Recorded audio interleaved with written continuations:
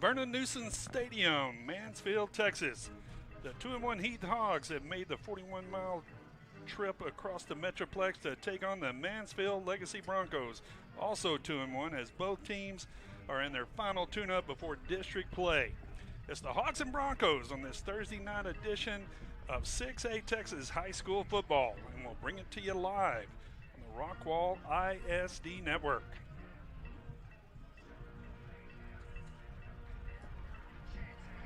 Hello, everybody. I'm Shannon Rodden alongside Justin Webb with Tristan Rodden on the board and Trevor Webb on camera.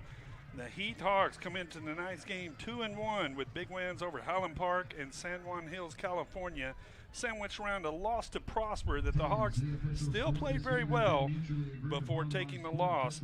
The Broncos, on the other hand, come in 2-1 as well with wins over Justin Northwest in Week 1 and Chisholm Trail in Week 2 before losing last week to South Grand Prairie. I want to welcome in my broadcast partner, Justin Webb. And Justin, 3 weeks ago, we were all talking about this monster preseason schedule that the Hawks were facing. And if you told us back then that coming into tonight the Hawks would be 2-1, both of us would have said, I'll take it. And the Hogs have definitely lived up to every expectation we would have hoped for so far. Well, thank you, Shannon, and no doubt about it. Coach Webb told us before the season started, not only was their schedule brutal, but that all 4 of these non-district games represented opportunities for his team. They beat Highland Park at Highland Park. They were tied with Prosper at halftime, and they beat that very talented San Juan Hills team from California. But tonight, another opportunity to improve to 3-1, but perhaps more importantly to get ready for District 10-6A, which starts just next Friday at home against Tyler Legacy. It's been a great start to the 2025 season, but there's still plenty of football yet to be played and some big goals that these Hawks still want to achieve, Shannon. You bet. Talking with Coach Webb before the season, we were talking about the opportunities in the preseason, opportunities to see what you got, opportunities to take on the big opponents. They have lived up to the expectations so far, and then once it's switched to district, it becomes goals, trying to get that number 1 seed in District 10-6A, because that makes a lot of playoff implications there. But so far, you know, the Hawks, as we talked to Coach Webb, you know, very pleased where he's at, healthy. The team, you know, no major injuries so far. So tonight, going to try to tee it up one more, get that last tune-up for District 10-6A play next week. No doubt about it. Coach Webb has to be happy with this team. He told us before the season again that had a great group of guys that had always showed up on time for practice, had great attitudes, been fun to coach, he said, and he'll have another opportunity to do that tonight. District 10-6A will have 6 district games starting next Friday. Again, Tyler Legacy at Heath. We get a bye week after that, and then Heath at North Forney on October 10th, Royce City at Heath October 17th, Heath at Longview on the 24th, and then Rockwall at Heath on 10/31. That's Halloween, Shannon. That could be scary. And then the last game of the regular season, Thursday, the 6th of November, Heath at Forney. Hawks need to win some of those games. He told us some of the important ones, but getting started just 8 days from today.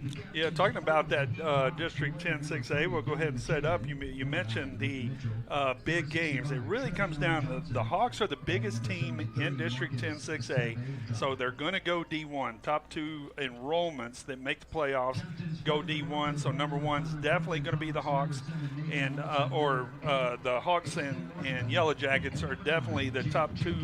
And also the only other team that can factor into that between those two is North Forney. So we'll watch that as it gets closer. The captains are on the field right now doing the coin toss. We're glad you could join us on the Rockwall ISD Sports Network and for the Alliance Bank pregame show as the Hogs will be receiving first. Didn't see who won the toss, but the Hawks wearing their white jerseys, black pants, red numbers with the black helmet with the red Harvard H on the side. Same color scheme, red and black for the Legacy Broncos, but they will be wearing the red helmets, the red jerseys, and the black pants. Justin setting up tonight's game. We're talking about the Hawks year to date. Everything starts with Prosper Neal in the backfield, a true dual threat. No doubt about it. Had a 200 and There's 269 all-purpose yards last week, 166 passing, 103 rushing, a touchdown in the air and a touchdown on the ground. He's definitely the #1 quarterback and having a great year. He has 71 attempts so far this year, 62% completion, 536 yards, 6 touchdowns, 2 interceptions for Neal. And, of course, in the backfield, we talked about the three-headed monster. It's really emerged as a two-headed monster so far, but Carter Zom has definitely stepped up to RB1. Zom, 47 carries, 283 yards, averaging 6 yards per rush, 4 touchdowns, has a long of 34. Neal second on the team with 241 yards on the ground. But yes, Zom and 2 other guys, we expect to see the 2 other guys more as the season goes on. And, of course, back out there at receivers, really been 2 guys have really stepped up. Sean Gary, we saw him last year. We knew he was probably going to be the wide receiver 1, but Isaac Smerslicker has really come on this year and really made that a dual threat as well. Gary with 31 receptions, 339 yards, 10.9 average, 3 touchdowns. Smerslicker, 19.3 yards per reception. We're going to go down to the field for the national anthem. We'll come back just minutes away from teeing this up on the Rockwall ISD Sports Network.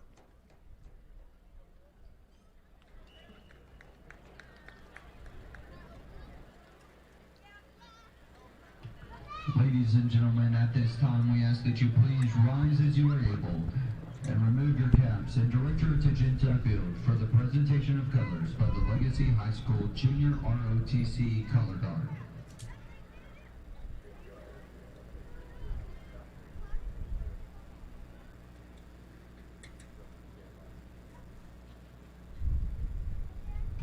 Presenting the nation's colors for tonight's game are Color Guard Commander Cadet Lars Hagen, Cadet John Paul Riccardi, Cadet Camden Smith, and Cadet Lillian Thompson.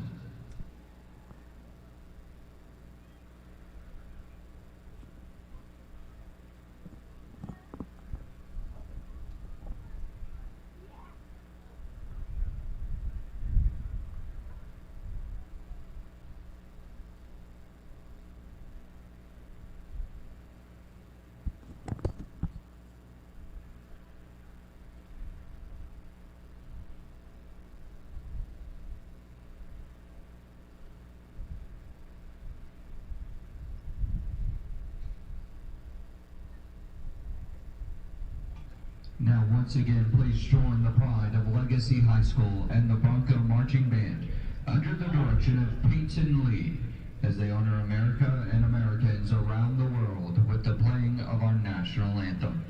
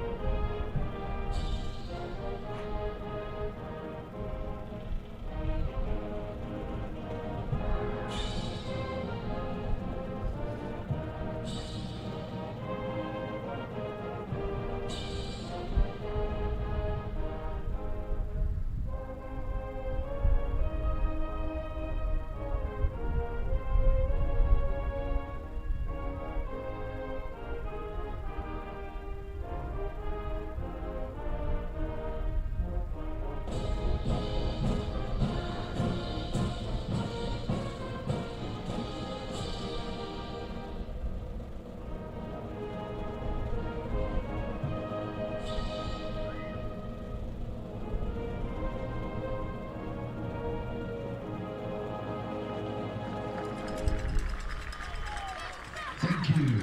Ladies and gentlemen, that concludes our pregame activities. Hawks and Broncos kickoff is next.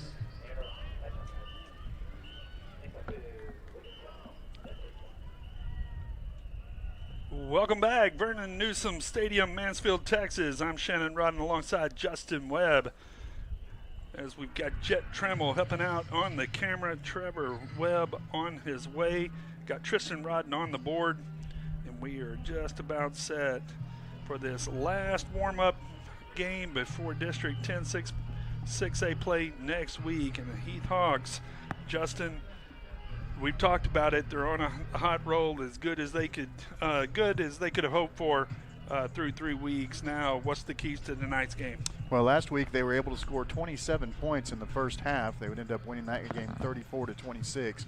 Be nice to see them score early and often here in this one and get a big lead going into halftime. So the Hawks are going to receive. They'll be going from left to right on your screen. The Mansfield Legacy Broncos wearing the red helmets and the red jerseys, set to kick it off from the 40. Beautiful overcast night here from Mansfield, about 40 miles west of Heath, Texas. Colton Lawfrey back deep for the Hawks.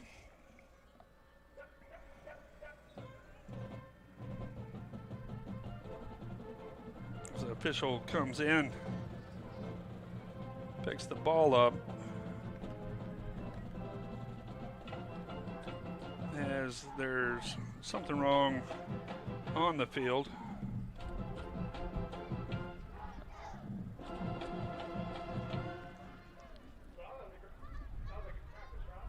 So they've actually called the teams back to the huddle. The officials not quite ready to get it going. I believe it's a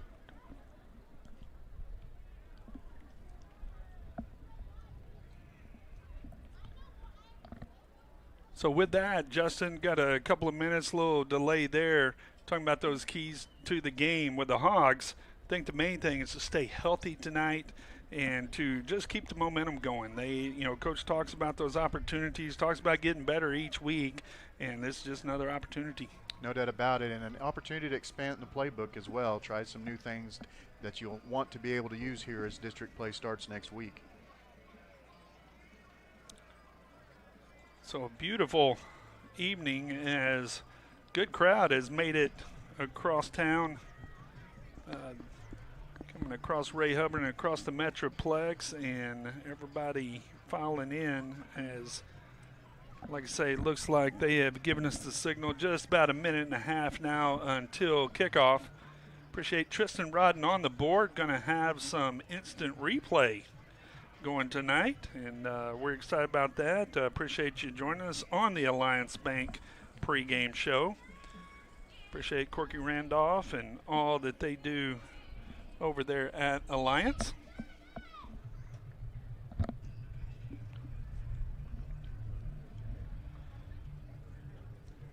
As the officials given the last second instruction.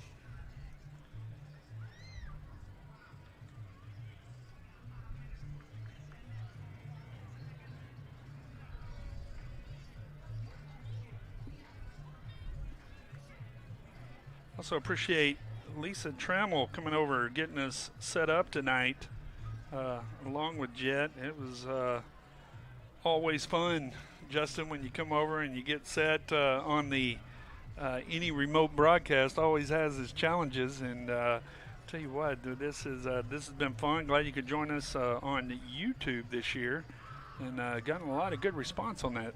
Yeah, always comfortable when we're back home at Wilkerson, but on the road is sometimes interesting. Always working out bugs at the last minute. It's fun.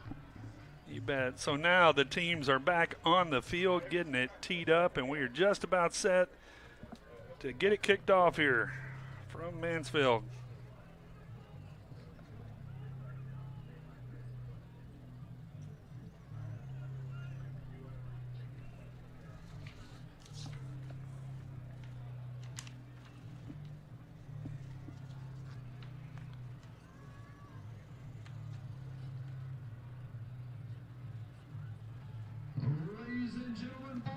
Number 87, Ramirez, going to get it started here for the Broncos.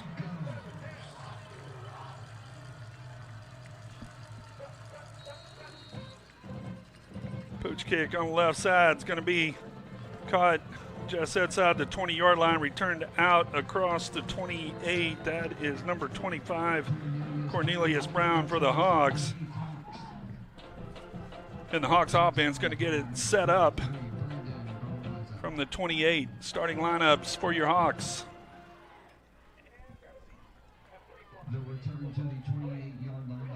On offense, Prosper Neal at quarterback, running back Zom H-back Nick Phillips, receivers Sean Gary, Isaac Schmerzlicker, and Prince Hobbs. And across that line, we talk about them a lot: Colton Wade, Peyton Marsh, Marcus Saavedra, Anthony Lara, and Travion Johnson.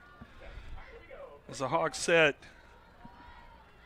Schmerzlicker in the backfield, shifts out to the slot formation.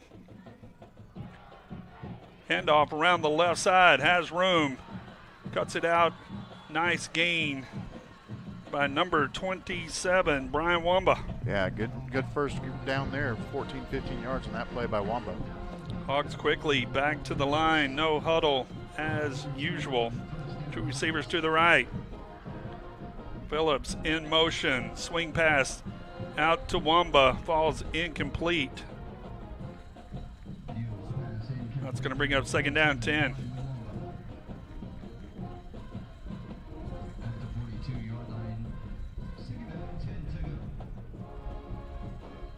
Hawks now with a quick huddle. Second down, 10, out to the 42-yard line.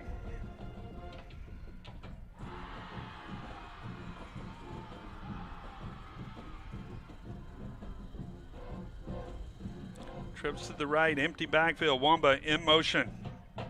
Goes in motion, comes back around, takes the handoff, tripped up in the backfield.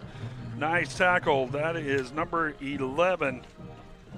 Lamar Lewis. Lamar Lewis with a nice tackle as Wamba had room set up out in front. That's going to be a loss of 4 on the play. After a good first play of this series, the Hawks now find themselves deep at 3rd and 14. So 3rd down, 14 for the Hogs. Back to the short huddle.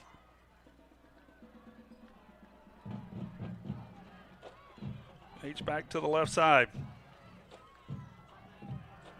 Back to pass, rushes in, throws it out to the left side. That is going to be another incomplete pass, and just like that, the Hawks will have to punt. Good job by the Broncos of getting pressure on the quarterback. Two different guys there. First one barely missed, second one able to disrupt that pass, and the Hawks will get a first down and then 3 more plays and out as they punt to the Broncos.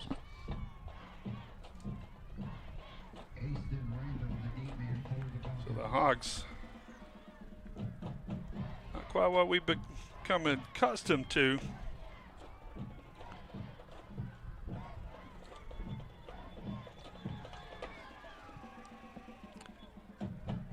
The timeout on the field as the Hogs having to call a timeout here. Coach Rodney Webb's going to pull his troops over, and then we'll come back and punt. We're going to take a break as you're listening to Heath Hawks football on the Rockwall ISD Sports Network.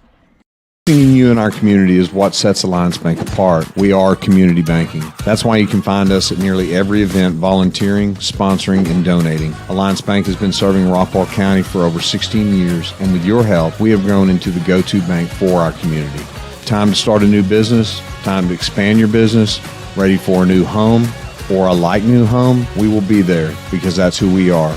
Alliance Bank, your community bank. Member FDIC, equal housing lender. So we are back. Hogs had to call a timeout there as now they set up to punt. Bronson Mueller back deep to punt. Bronson also handling the kickoff duties and field goal duties. High booming punt, fair caught at the 24-yard line. That is by number 8, Austin Randall, where the Broncos will take over first down and 10 on their first drive from the 24. Mueller averaging 38 yards per punt, a good one there, as the Hawks defense will take the field for the first time tonight.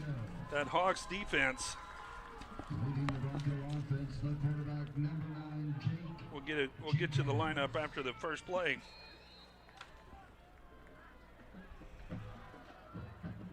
Broncos come out, running backs both sides of the quarterback.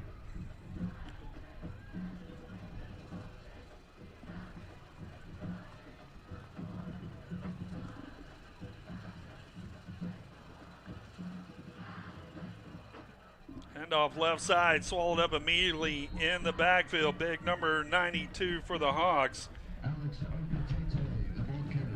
Tyler Marsh. Tyler Marsh getting a tackle is that Hawks defense. See it there, Moravik, left tackle, Tyler Marsh, Juwan Lee across the front. Then that linebacker core, we're talking about Malad, Foster, Mitchell, Zeke Cannon, and Carson Adams. Cornerbacks, Keithan Jones, Quincy Jones, Colton Lawfrey, and Noah Dana. In the backfield, handoff, right side, has room. Going to get out across the 49-yard line. That is the number 3 running back in the area. Number 23 on his jersey, Jawan Harrison Jr. has 67 rushes, 466 yards, 3 touchdowns, and a big run there to get a first down for the Broncos. Expect to see him, as we said, looked it up in Dallas Morning News. Number 3 running back in yards in the area. Expect a heavy dose. First down and 10 from the 48. Dead ball foul is going to back up the Broncos 5 yards. Little flinch by the H-back there. Back them up, be first down and 15.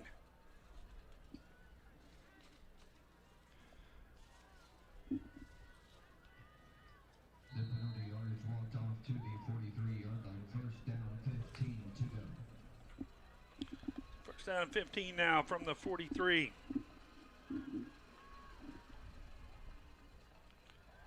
Carry left side, met in the backfield before a host of Hawks. Gathers them up. That's going to be no gain on the play. Bring up second down 15. Zeke Cannon in on a tackle there. So the Hawks do a good job of stopping the run. Second down and 15 to go.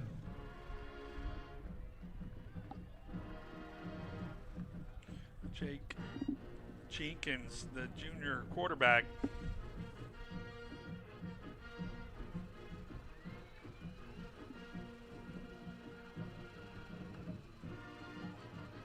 Quick throw left side, caught. Going to be a gain of about 12. Going to bring up third down, or 13 on the game. Going to bring up third down and 2 as the quick throw out to number 12, Kingston James. Kingston James second on the team with 5 receptions, 95 yards, averaging 19 yards per reception. 1 touchdown on the season so far.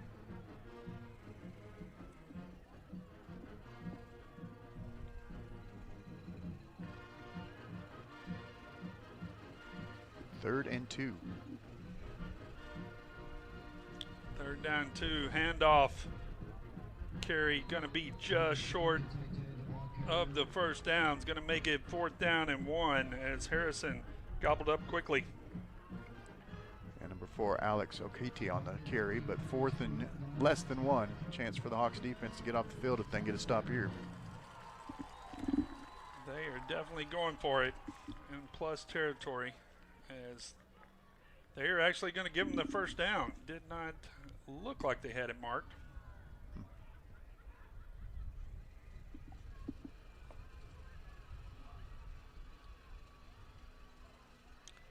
Jenkins handoff right side. Juwan Lee gathered, tackled immediately. Number 16, Carson Adams, leading that linebacker core. Yeah, Jawan Harrison getting stuffed there. That's what the Hawks need to do all night, because he's definitely a weapon coming out of the backfield. Foster, Mitchell, Cannon, and Adams, part of that linebacking core. Coach Rodney Webb says they are as good as any core in the state. Second down 12, as now the Broncos going to call a timeout. We're going to take a break with them. You're watching Hawks football, Rockwall ISD Sports Network. For those with an independent spirit, there's a bank as independent as you. For buying a home, for building a business, for getting snacks at the game. We've been serving North Texas since 1875. Because we're more than a bank. We're your bank for life. American National Bank of Texas.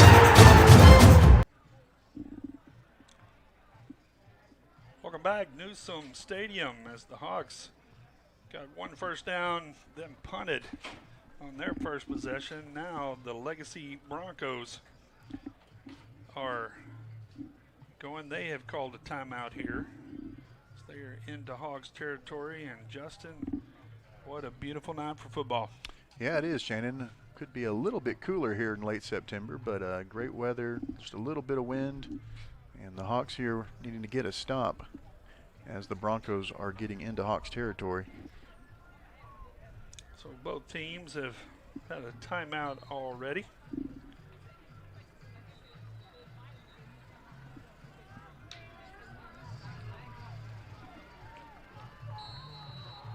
So second down, 12. Both of these two teams, their last district warm-up.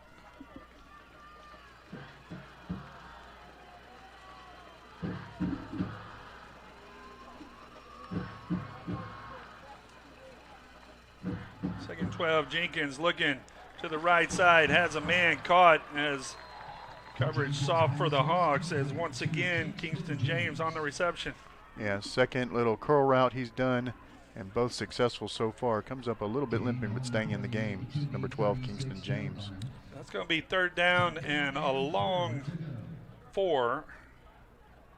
About 4.5 yards for the first.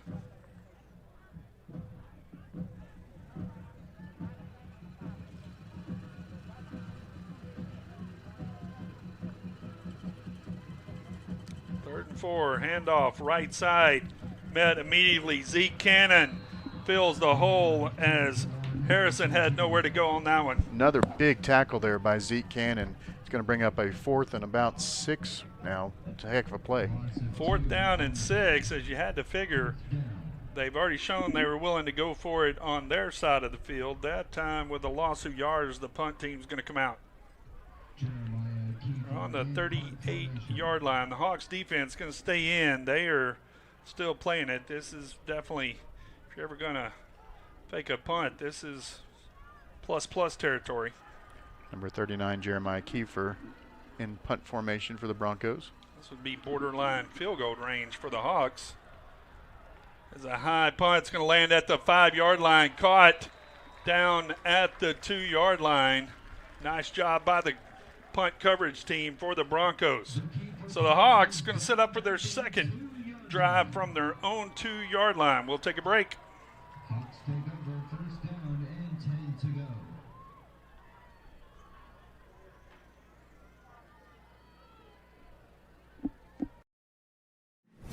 We are CallMet. We make steel landscaping products that are perfectly flexible, perfectly durable, so you can make your yard perfectly you. CallMet, defined by steel. So the Hawks offense back on the field, 6:24 left to go in the first period, scoreless from Mansfield ISD Stadium. Handoff up the middle, Wamba barrels out across the 5, gets it out to about to the 8-yard line. It's going to bring up second down 4. Well, that's a big first run to get out of the end zone. Give yourself some space. Still plenty of yardage to go on this drive. Talk about the big offensive line. Colton Wade, Peyton Marsh, Marcus Saavedra, Lara, and Johnson on the right side.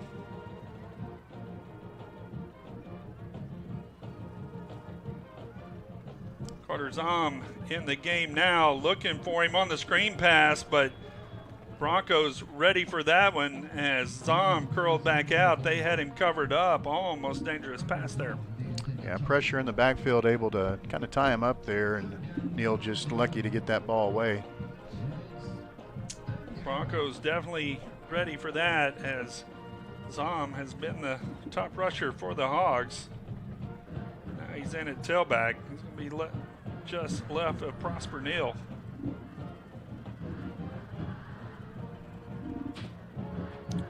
Phillips shifts to the left side.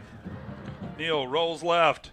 Quick throw out, has his man caught. Prince Hobbs for the first down. Really good throw there by Neal as the Hawks get a first down and get out from behind their own end zone. He made that pass inside the Hawks end zone. Quickly back to the line, 1st and 10. Another quick pass out to Hobbs. Again, gain of 9 yards. The Hawks like what they see on the left side. Yeah, Prince, very fast. We talked about it before as a 100-yard dash kind of guy for the track team and showing some speed and hands as well. Second down 1. Handoff, Zom takes it up the middle, cuts it out to the left side, makes a move, makes one-man miss, spun down out across the 30-yard line. Hawks with another set of fresh downs. Nice job of running there by Zahn. Makes one man miss and able to get 6 or 7 yards and a first down now from the 31 for the Hawks. Neal fakes the handoff, another throw out to Hobbs, makes a move, almost broke it before the tackle by the linebacker, Trenton Hammond, comes over and saves the touchdown for the Broncos. That's 3 receptions for Hobbs on this drive alone. Quick handoff to Zom, has room off the left side. Shoestring tackle, but another gain of 8. Hawks keep moving. Yeah, he almost broke that one. That was a shoestring tackle for sure. 2nd and 2. This time, Neal with the keeper stretches it out. Another first down for the Hawks. Tempo picking up now as the Hawks are on the Broncos side of the field. Remember, this drive started at their own 2-yard line. 4:50 left to go in the first period. Looking to the left side, Hobbs going deep, overthrown, as I don't think Hobbs was expecting that. Neal overthrowing him by quite a bit. It's going to make it 2nd down 10. So we talked about that. You know, the first week, Schmerzlicker was the leading receiver, and then the last 2 weeks, Sean Gary. So far, Hobbs stepping up as that third receiver threat. They like the matchup so far. Number 21, Man Lozano in now, giving Hobbs a breather. Handoff left side. Shakes one tackle, bowls over another one as he goes out of bounds. That's Carter Zom showing his versatility, but a good job by the Broncos defense. Going to bring up 3rd down and 9. Zahn only got a yard, but delivering some punishment against that Broncos defense. Broncos defense so far has definitely had the Hawks scouted well.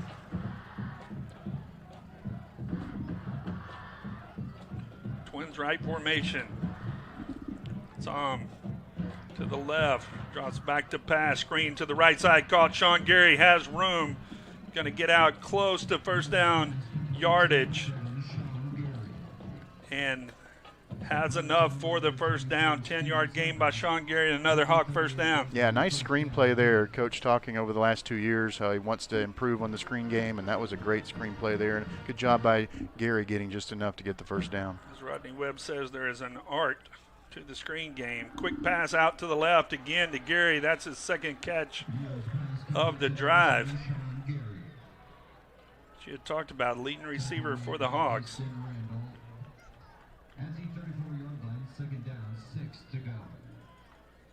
2nd down 6. Keeper left side. Another good job by the Broncos defense as Prosper Neal had some room out in front of him if he shakes that tackle. Schmerzlicker putting a bit block on the defensive back as well. It's going to bring up 3rd and about 7. Hawks still in the no huddle.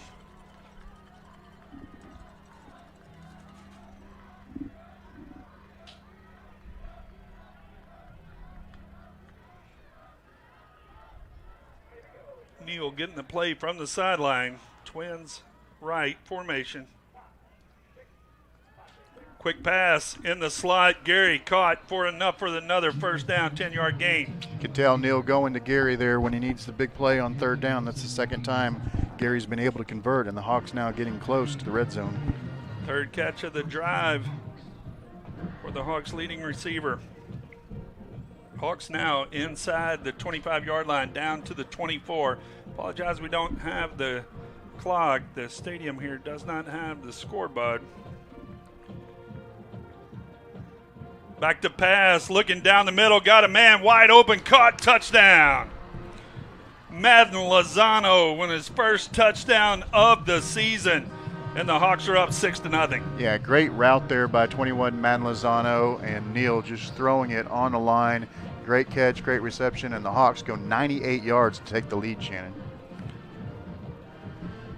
That is another M&D Real Estate touchdown. Danny and Misty Perez sponsoring all touchdowns this season, donating $50 to the Hawks Booster Club. And the Hawks going 98 yards on their second possession. Kick is up and good, and just like that, the Hawks lead 7-0.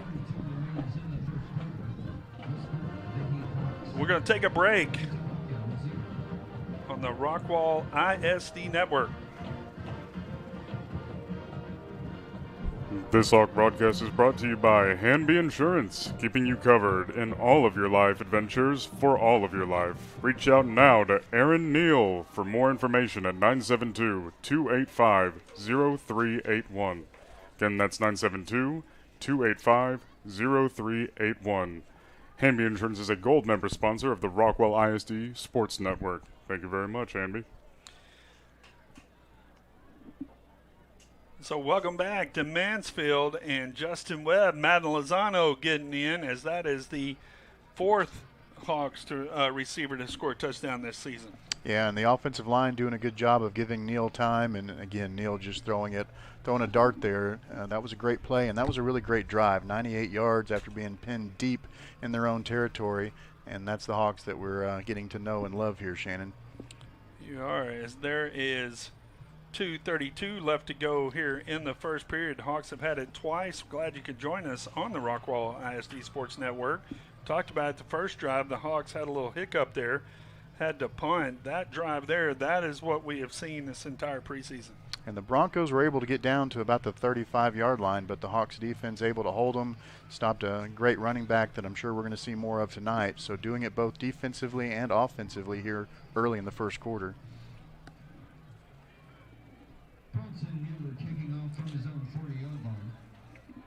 Glad you could join us here on a Thursday night. Coach Webb talked to him this week. The Hawks always, the Jackets also playing tonight. Rockwall Yellow Jackets over at North Kraut. And they like playing on Thursday. It gives you the extra day rest before opening district play. They also like to do that right before the playoffs. They have recently changed the schedule. That last game against Forney will also be on a Thursday night.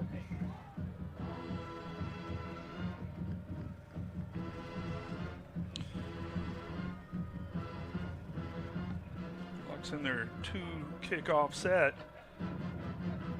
and a high booming kickoff that's going to land right around the 10-yard line. It has room coming across the left side. Prince Hobbs going to gather him up right around the 20-yard line. That is, that's number 30, Mikhail Yeager on the tackle.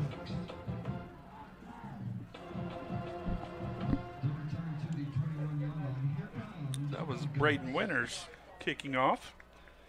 Winters, the Hawks have two kickers on this team, both going to play college football. That's a luxury you don't see every day. Yeah, that is a luxury, especially at the high school level. So now the Broncos going to come out for their second possession.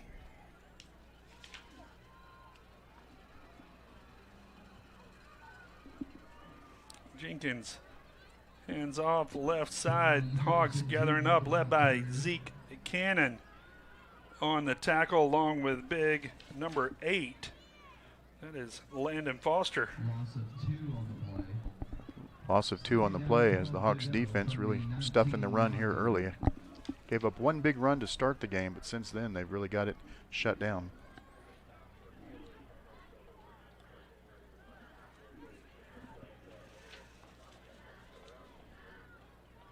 Foster coming off that left side tonight. Back to pass, looking to the left side, has his man caught. Harrison has room out in front of him, and that is going to be a horse collar tackle by Luke Mitchell. As the flag goes down, I believe that one's going to tack on 15 more. They got the first down on the play alone, but 15 more, that ends up being about a 30-yard play and will definitely change the composure of this drive. So that's going to take the Broncos out close to midfield. That is going to get them out to their own 48-yard line. They'll set up first down 10.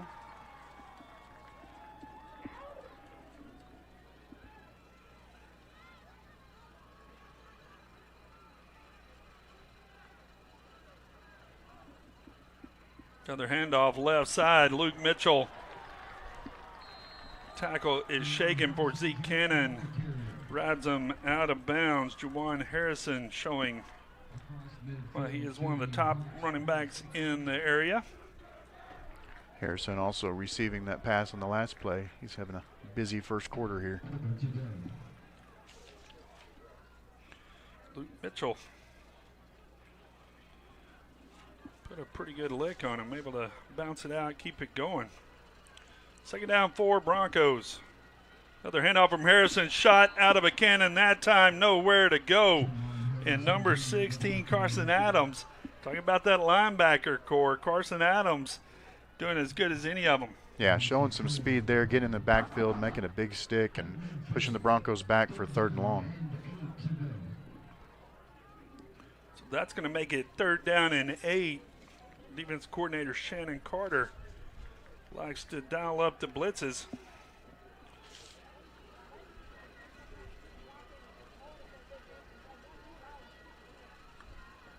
Jenkins back to pass. Hawks coming. Throws it quick to the left. Caught. But nowhere to go is a nice tackle by number 2, Colton Lawfrey. As that makes it 4th down and 5 just across midfield, and the punt team will come out again. Yeah, we've said that number 2, Colton Lawfrey, name a lot so far this season, coming out of the safety position, making some big plays defensively, big tackles in the open field several times already this year. If he doesn't make that tackle, it could be going for a while.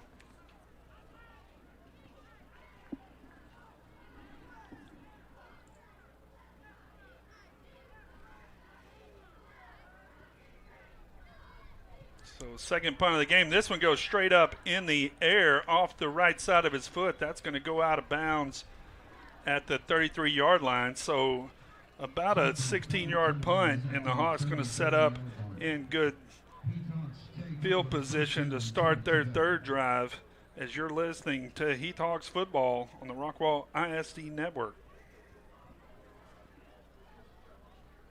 This Hawk broadcast is also brought to you by Griffin Heat Shield. Griffin Heat Shield is a proud supporter of Rockwall ISD Athletics. Visit their website at griffinheatshield.com for more information. Thank you, Griffin Heat Shield, for sponsoring this broadcast.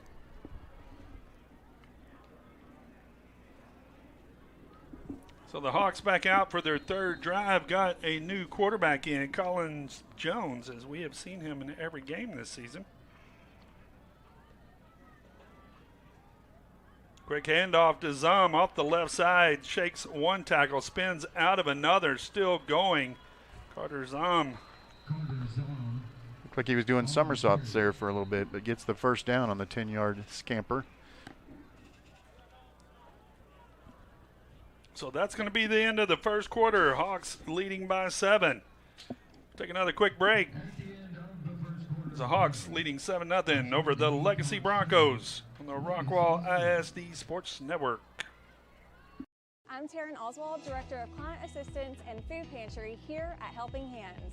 We are so excited to have Rockwall Ford, Rockwall Dodge, Rockwall ISD, and the entire community join together once again to support our neighbors in need. Last year, the Food Pantry distributed over 560,000 pounds of food. Currently, we are distributing over 15,000 pounds of food each week. This is why we strongly rely on the Shop the Rock I-30 Classic Food Drive to pack our pantry. For more information on our current needs, please visit our Rockwall Helping Hands Facebook page or our website at rockwallhelpinghands.com.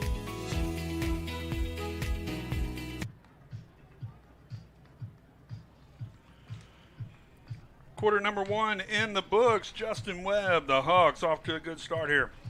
Leading 7-0, got the ball at midfield, third drive of the game, chance to add to the lead. We saw them score 27 last week in the first half.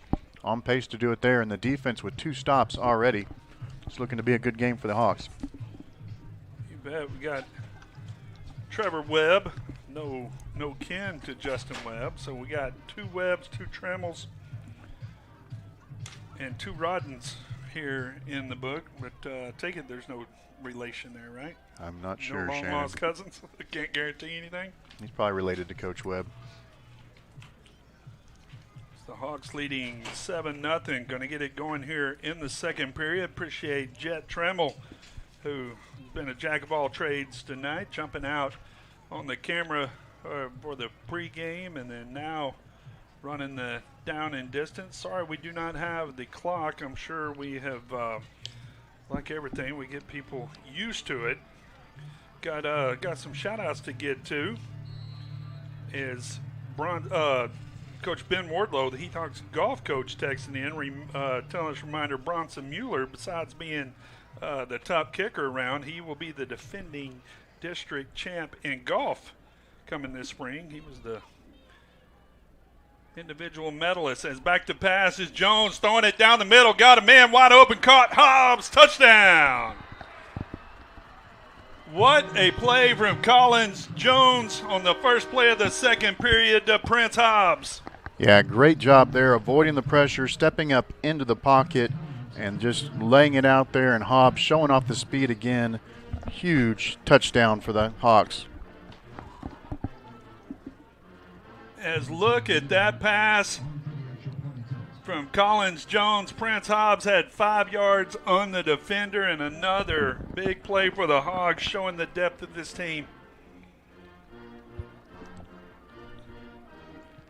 Kick up from Mueller is good, and just like that, the Hawks up 14-0 here early in the second period.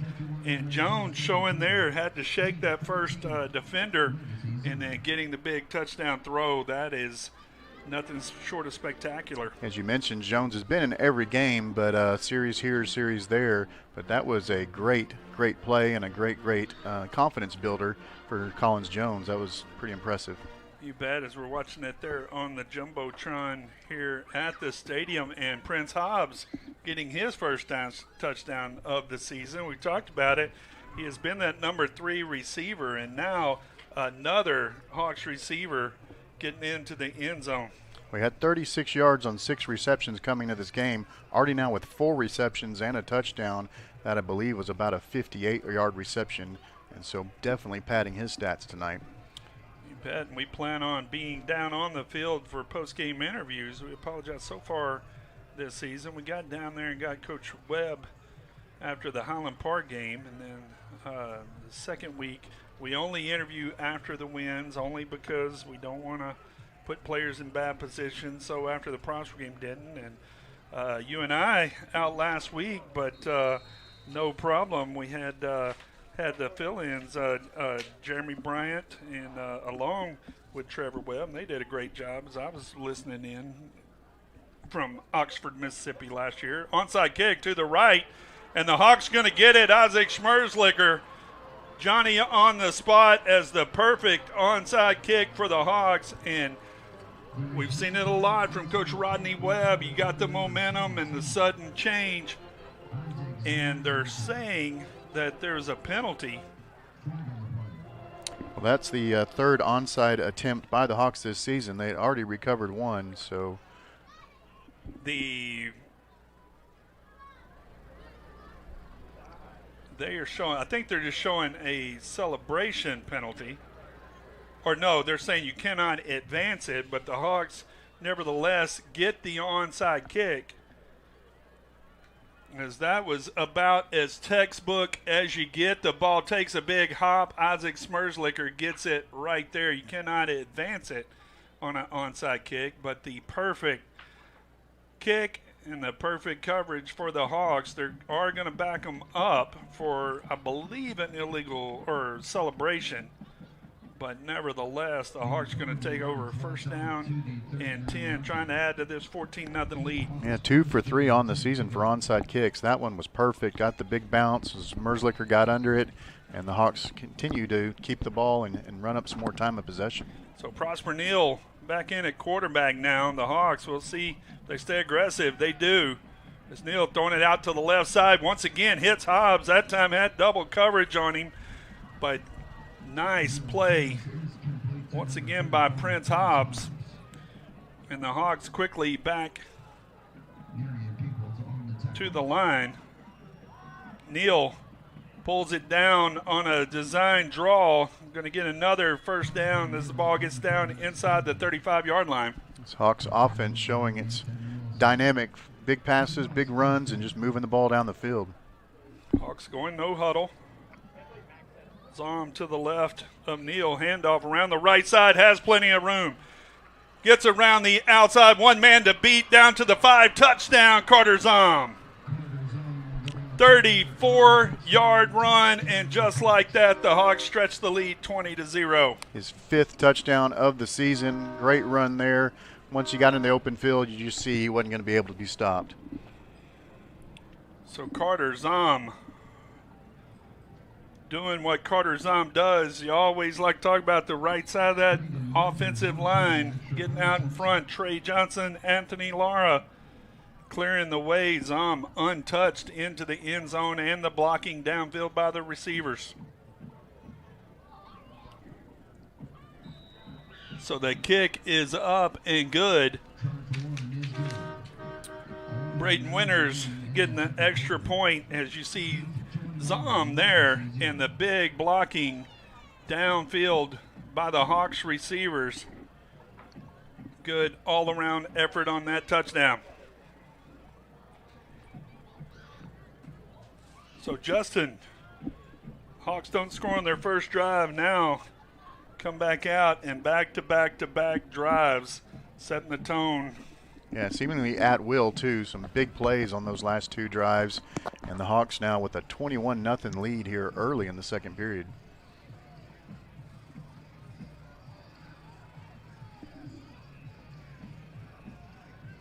So 11:09 left to go, second period. As the Broncos a little shell-shocked, to say the least. The Hawks getting it done all the way around here so far.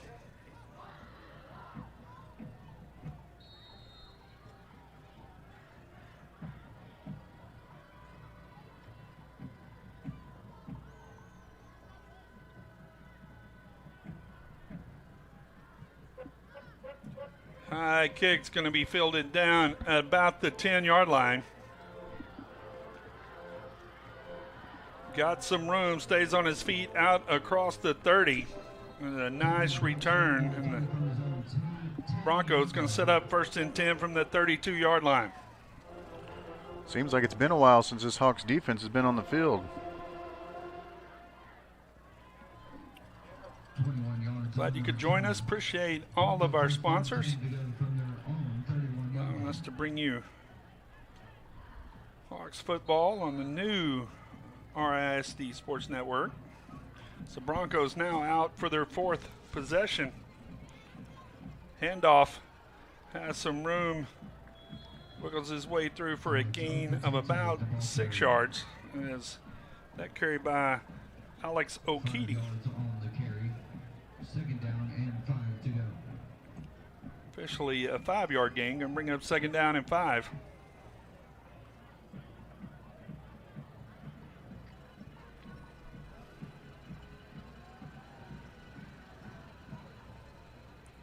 And off again to Okiti. Has some room off the right side. Breaks it.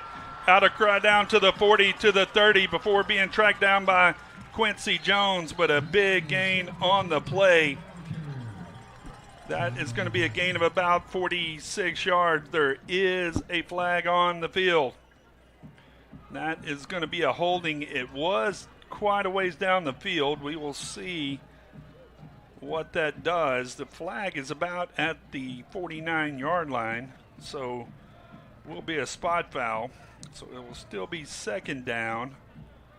And that, I believe, is going to bring it back just short of a first down as the official walks it off.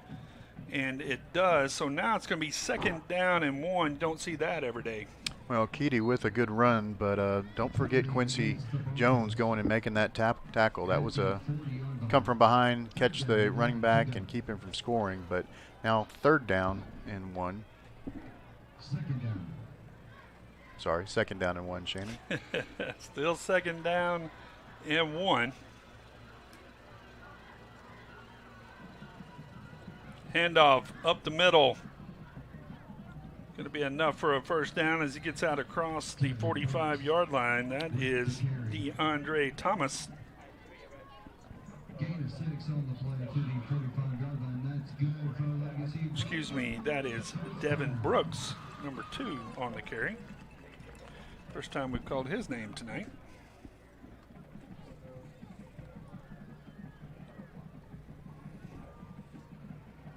$9:33 left to go in the first half. Back to pass, quick throw out to the left, caught, tackled immediately. That is DeAndre Thomas on the catch, and number 18, Modric Berryman, quickly on the tackle for the Hawks. Broncos driving now in Hawks territory. Second down, 2 to go.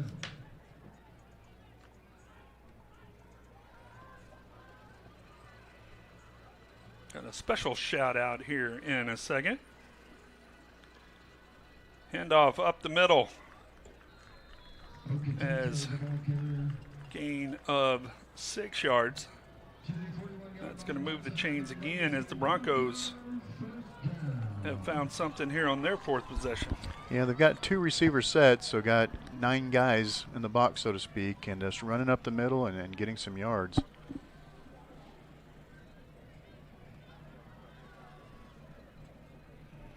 Handoff around the right side on the power sweep, but a good job by the Hawks defense as Zeke Cannon busting through the convoy, making the tackle at the 8:25 mark. Going to bring up second down and 7. Jawan Harrison carrying the ball for 4 yards for the Broncos.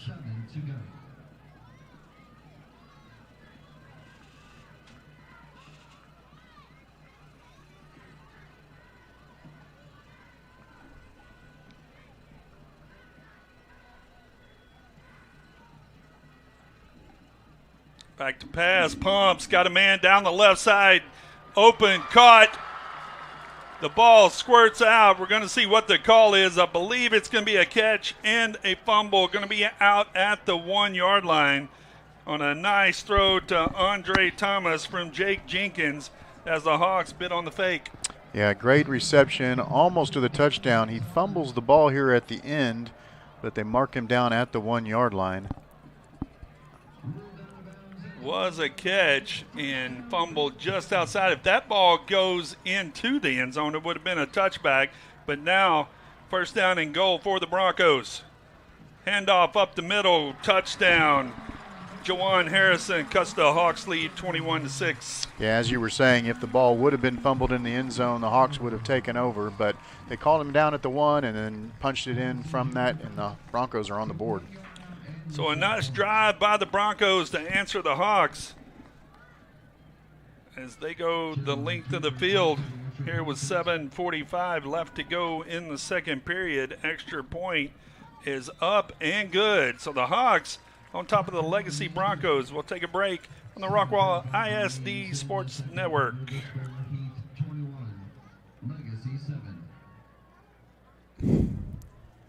This Hawk broadcast is brought to you by Jacob Rhodes at Smith Allen Insurance. Has your home insurance rate doubled in the last few years? Talk to Jacob Rhodes, your trusted broker at Smith Allen Insurance. Born and raised in Rockwall, Jacob is a class of 2023 graduate of Rockwall High School. He's committed to finding the best rates along with top-notch service. Whether it's home or auto insurance, Jacob takes the time to understand your needs and tailor coverage to fit your life. Contact him today at 214-460-3638. Again, that's 214-460-3638. Or Jacob at SmithAllen.com. Smith Allen Insurance, your local reliable partner to help protect what matters most to you. Thanks, Jacob Rhodes, for sponsoring this broadcast. 7:45 left to go in the first half. Hawks leading the Legacy Broncos 21-7. Got a special shout out. One of my good friends, Scott and Emily McCann, listening in from back home. Glad you could join us here on the RISD network. Had a very special community moment over at their house this week, and got to see them last night. Scott's going to be at the game next week, as Dylan expecting to be back in the lineup. Dylan McCann starting safety in his third year on varsity, and has been out with a hamstring. Going to be back next week. Look forward to seeing Scott and Emily out at the game. Yeah, Dylan suited up this week, not expected to play, but was one of the captains, and hopes to be, was definitely supposed to be one of the big players on this defense for the rest of the season. Scott, love you, buddy.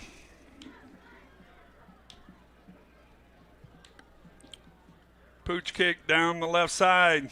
It's going to bounce, going to go out of bounds. They're going to throw the flag there, and the Hawks will take over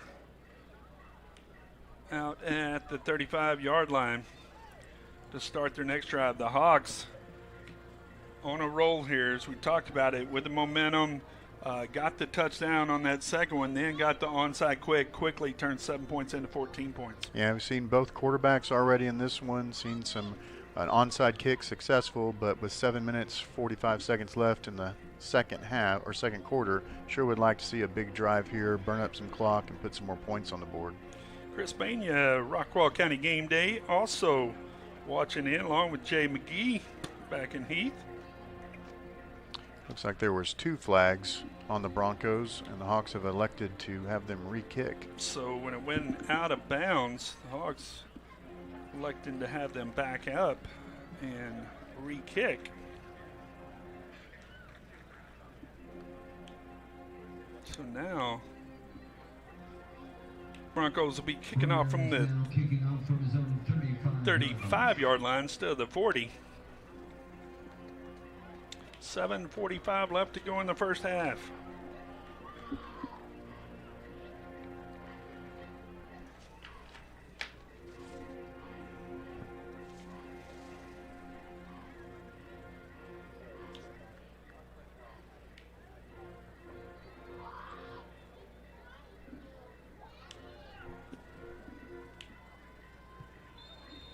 Pooch kick this time to the right side. The Hawks gonna catch it as another flag on the play.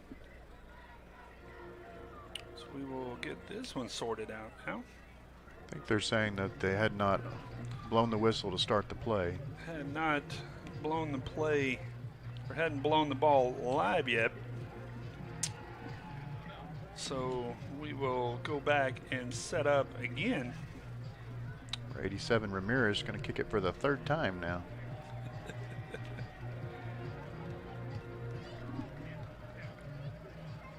So both teams wearing the red, white, and black. The Hawks wearing the white jerseys tonight.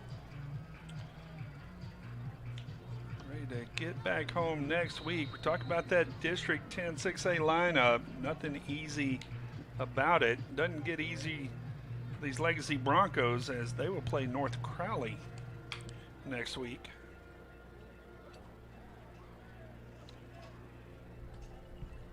This time, pooch kick to the right. Hawks going to field it 28-yard line. That is Lawfrey. He's going to get out to about the 36-yard line. So the Hawks now will come out for their 5th possession of the first half. 7:37 left to go in the first half. 43, Brandon Barraza.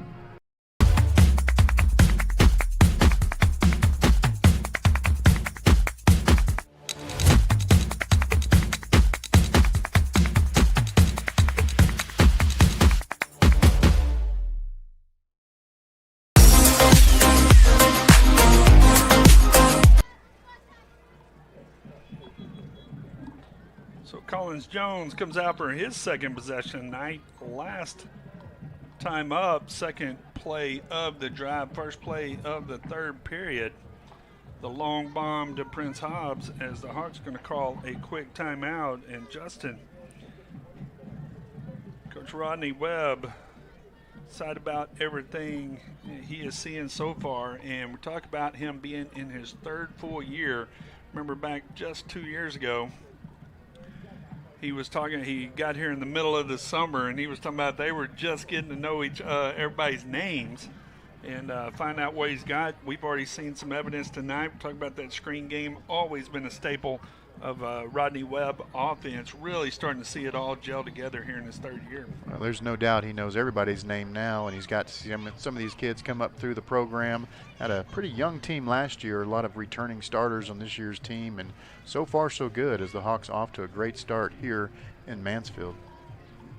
Got a score for you over in North Crowley in the second period. North Crowley leading the Rockwall Yellow Jackets 14-3. It's Billy Quinton and David Sweet, or actually, I believe on the call tonight is Jeremy Bryant and David Sweet.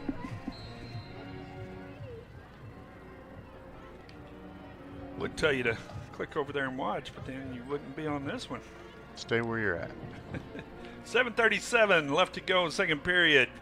Fake jet sweep.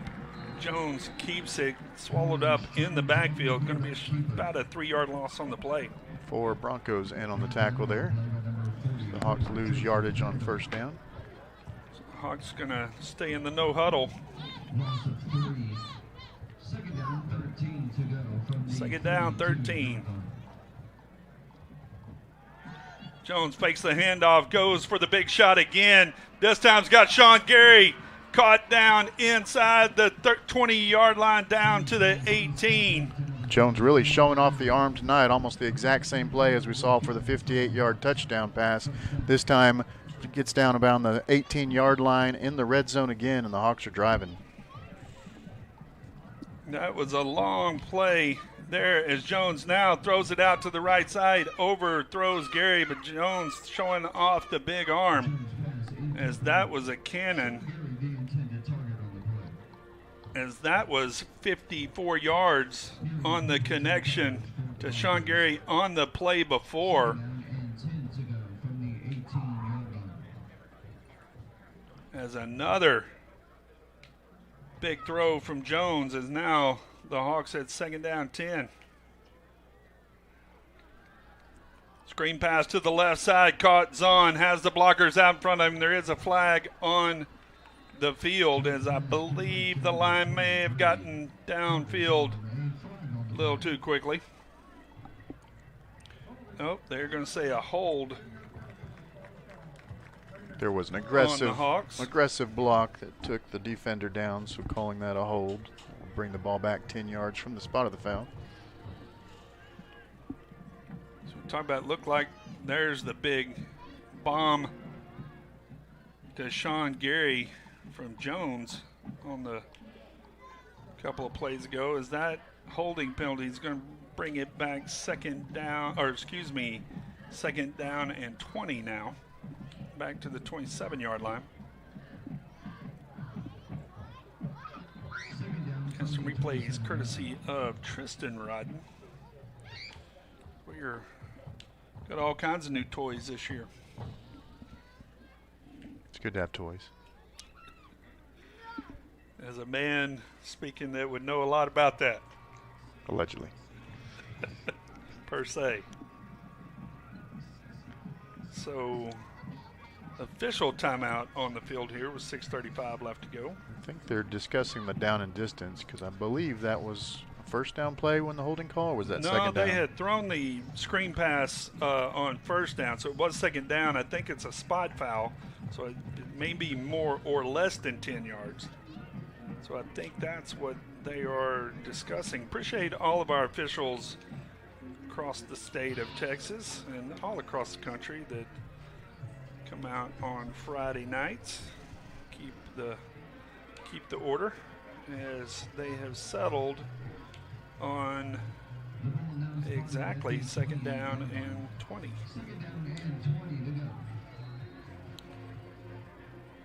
Pistol formation. Wamba in the backfield. Jones throwing it to the right side. Caught Gary. Gain of about 8 yards. Jones showing off the strong arm again. Hawks arguably already in field goal position before that reception, but now definitely in field goal position. But 3rd and 12, like to get another one in the end zone or at least get a first down here. Clock rolling right about the 6-minute mark here in the first half. Hawks have scored on 3 of their first 4 drives. Trying to cash it in here on their 5th. Zom in motion now, comes back. Jones looking to the left side, caught in the middle.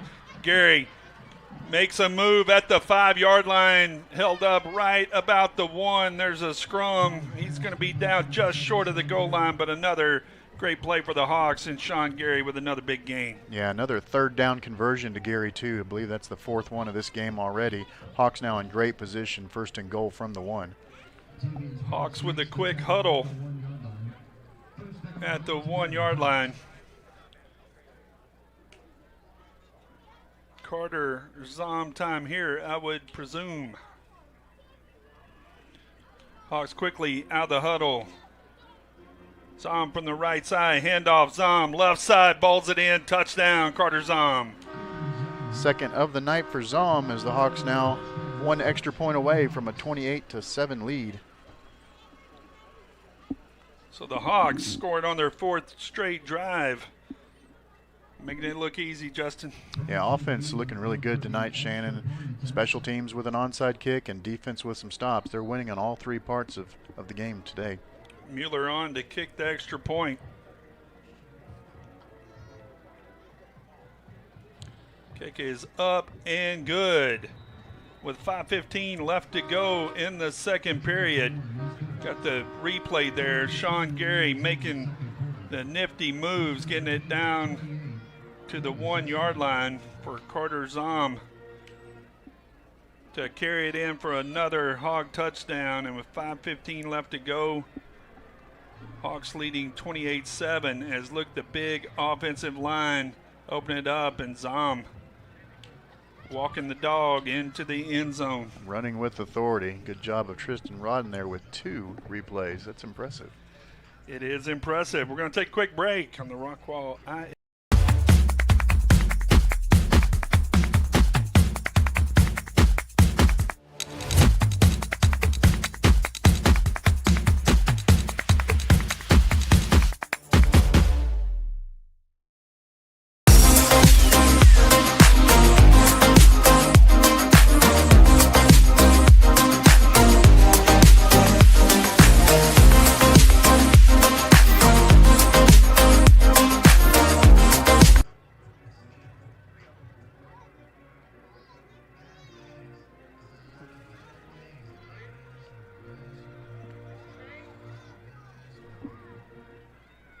Back at Newsom Stadium, 5:15 left to go in the first half. Hawks scoring on their 4th straight drive there, Justin. Scored 27 points in the first half last week, 28 already with 5 minutes, 15 seconds to go.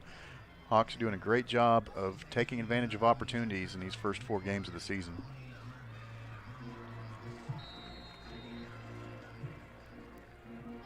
Hawks setting up for the kickoff. Not much wind blowing here tonight, as it was hot. Got up in the 90s. A little unseasonal for this late, as that kick's going to go into the end zone by Braden Winters, as it actually went out of bounds at the 2. We'll see what the Broncos, if they, looks like the offense is going to come out and set up, take the penalty. Yeah, bounced once or twice. Looked like it might stay in the field of play. It's a live ball, as we've discussed before, but bounced out of bounds, and so it'll be 30-yard line now for the Broncos after the penalty.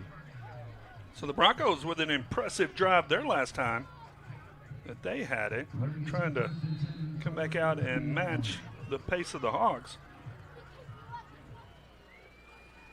Still with just 2 receivers and 9 offensive players between tackles. Handoff right side. Harrison brought down for a short gain. Nice tackle by number 47, Tyler Powers, for the Hawks. 2nd down, 7 to go from the 33-yard line. Powers coming up from the safety position. First time we've called his name tonight.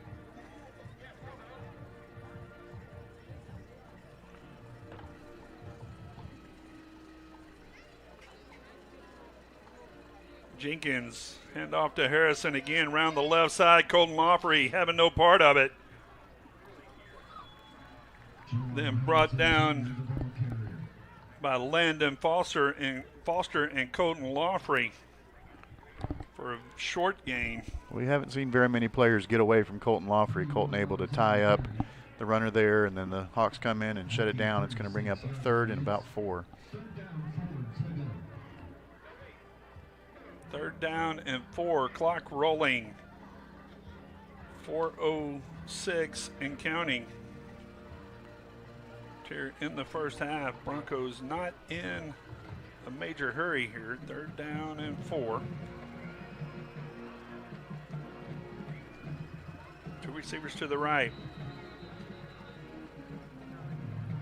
And that'll be a timeout for Coach Holm and the Broncos. So 3:49 left to go in the first half. Hawks in control, 28-7.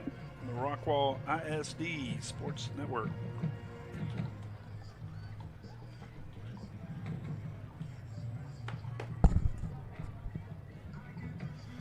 This Hawk broadcast is brought to you by Home Bank of Texas. Locally owned community banking at its best. Recognized as one of the strongest financial institutions in the country. Rated 5 stars by by Bauer Financial. Visit our Rockwall location at 105 East Ralph Hall Parkway for more information. Thank you, Home Bank of Texas, and apologies for that ad read. Justin's still wiping the spit off of his face over here. Tristan getting tied up by Better Business Bureau. Tristan Rodden on the readers. He is just all-American tonight here, Justin. I've actually had some people ask me, who reads y'all's commercials? He's got a great voice. So he's been getting told that for a long time. Yeah, he's doing some comedy now, too. That's right. Just don't ask him to say something with 3 B's in it. So 3rd down, 4 yards to go for the first. 3:49 left to go in the half. Broncos back to pass, has a man out to the left. They are going to get the Hogs on a hold as pass intended for number 3, DeAndre Thomas, and Luke Mitchell collides with him right as he takes his break. That is going to be either a hold or pass interference on the Hogs. Going to give a fresh set of downs to the Broncos. Holding is the call. Saw Luke Mitchell last night. I was coming out of the JV game. He was trying to get in, and he had did not have his student ID. They would not let Luke into the game. The people running the gate did not recognize who he was. So actually, I don't know, this may be illegal, but actually gave him a ride around to the officials' entrance, and I think he snuck in. I don't know. It might get him suspended, huh? He looks different with a helmet on for sure. Not a whole lot different. That's a big boy. But appreciate Luke Mitchell. These guys are doing so. He's supposed to be a celebrity around there. Throw to the left side, intercepted by Zeke Cannon. Rolling down to the 30-yard line, and a fantastic play by the Hawks defense, and the interception sets the Hawks up again. Yeah, great job of Cannon. You see here, he gets back, makes the move, jumps in front of the receiver, clean interception, and runs it back 30 yards. Hawks in great shape now with 3:35 remaining and the ball again. Zeke Cannon making the difference here as the Broncos, with a shot there, if they can go down and score right before the half, could get back in this game. Now the Hawks doing it in all 3 phases tonight. Yeah, that's the 2nd interception of the year for the Hawks. Keithan Jones with one earlier, and now Zeke Cannon. So Prosper Neal back out again. Hawks back to pass, empty backfield, looking down the left side, has a man caught at the goal line, touchdown. Brian Wamba on the wheel route makes the catch at the 3-yard line, gets across the goal line, and another quick touchdown for these Heath Hawks. Yeah, they're piling it on now. That's a great play by Wamba. As the Hawks extra point away from going up. Neal takes time, puts it right in between two defenders. Wamba makes the catch, makes the adjustment to get in the end zone, and another big passing touchdown here for the Hawks.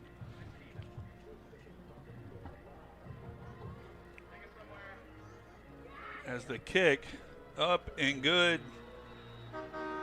And the Hawks, 5 possessions, 5 touchdowns here in the first half, pouring it on. Really are, Shannon. The Hawks have had a good season so far, scoring a lot in the first quarter. They scored 27, as we mentioned several times in the first half last year. Only scored 34 in that game, already with 35 tonight. Got a special shout out here, the Courtney family watching the game, as Aiden and Kylie about to go to bed wanted to say good night to their daddy, a.k.a. Coach Courtney, saying go Hawks and way to go defense. I think that was Jessica Courtney throwing that one in there. You also got Karen and Steve Wydra watching back in Heath, part of our baseball broadcast team, Mr. Steve Wydra. Appreciate you guys as the Hawks pouring it on here in Mansfield, scoring every way possible. Or contributing every way possible, as we have seen the special teams. They've had the onside kick, and now through the air and on the ground, getting it done all the way around, and the defensive interception. Can't ask for much more. Making it look easy. 5 touchdowns already, 2 on the ground, 3 in the air. 3 and 2 different quarterbacks. Booming kickoff to the right side. That is going to go into the end zone for a touchback. So 3:28 left to go in the first half. Pretty nice crowd has made it across the 40-mile trip across the Metroplex here from the Hawk Nation. And fantastic hospitality from Mansfield ISD. Beautiful stadium here as they share it between several schools. Yeah, very nice stadium. Taking care of us up here. Even have an elevator, Shannon. That is a plus in a high school stadium. I don't know anybody that would not have one, but be surprised who doesn't have one, right? Handoff to the right side. Hawks defense doing a nice job stringing that one out as the clock rolling down to 3:15 here in the first half. Alex O'Keefe on the carry. Hawks led there by Grant Moravik in that left defensive inside. Also Brendan Olson getting in there on the defensive line. Hawks showing blitz. Jenkins going to check it back to the sideline. Jenkins quick throw out to the left side on the play action. Pass completed. It's going to be good enough for a first down to Kingston James. Kind of tricked you there with that play action, didn't they?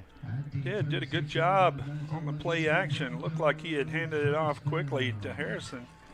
Pulls it back and throws a bullet for the first down. Clock rolling. Now under 2.5 left to go in the first half. Broncos can go get a touchdown here. They can stay in this one as another nice run up the left side by O'Keefe. O'Keefe was 3rd on the team in rushing coming to this one, but he's been busy tonight.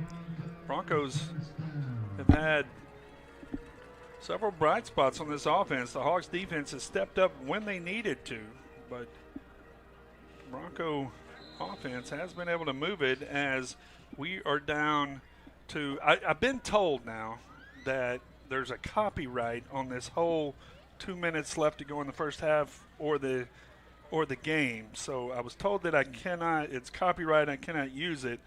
All I know is there is exactly 2 minutes left to play on the clock in the first half. Probably need to get a 2-minute sponsor. And they stop the clock. So Okay. whatever they call that, and it's not a timeout. So not, we're gonna have to come up with a better name for it. Stoppage? No, glad you could join us on the Rockwall ISD Sports Network. Special shout out to Lisa Tremmel. She is down there. Her and Jet Tremmel setting it up, and Lisa, well, you saw her last night over at the Natatorium along with Chris Curtis. Chris is over running, getting them set up for Rockwall ISD. For Rockwall High School tonight, and then she's down there taking pictures. Nobody works harder in this school district than Lisa Trammell. No doubt about it. We were at the natatorium to watch the Heath women's water polo team take on the Rockwall Yellow Jackets. Heath winning 15-9, and my niece Catherine Webb with 6 goals on the way to the sweep of the Rockwall Yellow Jackets. Lisa takes some more pictures. She's like, I really like to take pictures of Catherine. She's very photogenic.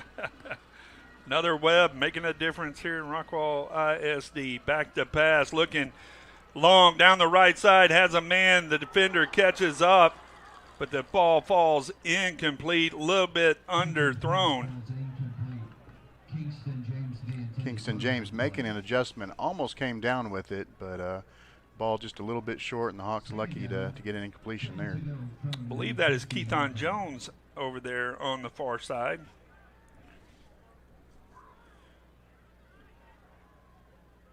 As he had caught up, and tremendous effort there by Kingston James. We will reset, second down 10. Hand off, Harrison left side. Hawks defense piling it up, led by Carson Adams. 2 yards on the carry at the And Harrison with 28 yards on the night before that 2-yard scamper. Hawks doing a good job of containing him so far. Remember, you can text in 972-742-3877. Let us know where you're listening from, who you're cheering for. I always like to hear from everybody out there in the Hog Nation, also in the Bronco Nation. Third down and 8, just across midfield. Jenkins, quick throw to Harrison out to the left side, cuts it in. But a nice job turning it back inside. Coach Webb taking a timeout now with 4th down and long. What's another opportunity for this team? Landon Foster turning it back inside till the cavalry shows up. And you're absolutely right, 1:03 left. Coach Rodney Webb's going to take a timeout now. And wants to take another crack at it here. We've talked about it. The Hawks had 1 first down, then punted on the first drive, and since then 5 possessions, 5 touchdowns. Yeah, 14 first downs so far in this first half, already with 311 total yards, 233 in the air, 78 on the ground. The Hawks looking to add some more here with 1:03 left in the half. Mighty Hawk Band getting set up as they will perform during the half. They will, since we are on the road, they will actually perform first along with the Heath Hawk High Steppers. And then we'll be back after that for the Rest Haven Funeral Home halftime report.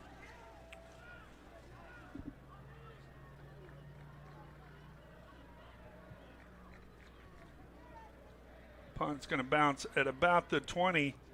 Fielded by Lawfrey. He's going to bring it around the left side, makes a move, gets it out to the 25-yard line. Colton Lawfrey with a nice return. Yeah, punt bounced a couple times. Lawfrey able to get behind it, gets it cleanly, and gets about 15 yards on the return. Hawks with pretty good starting position here at their own 25. See Lawfrey catching it there at the 20 and making a move. That's a difference of 15 yards. A lot of people would let that one go, trying to make a play. So the Hawks come out with pretty good field position. 51 seconds left to go in the half. Prosper Neal coming back to lead the offense on this last drive, probably of the half.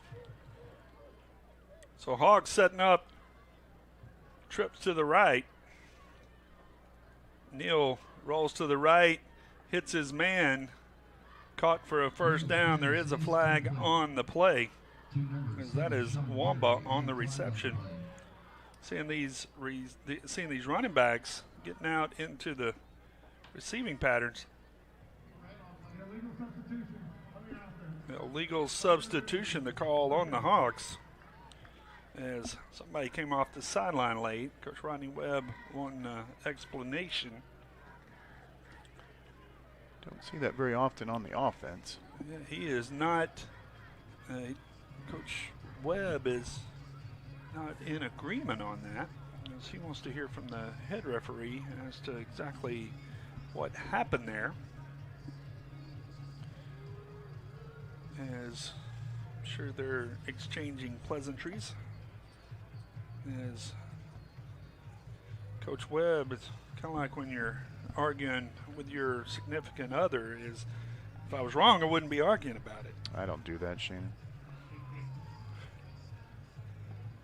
If we were all married to Kelly Webb, we wouldn't either. Well, we're not.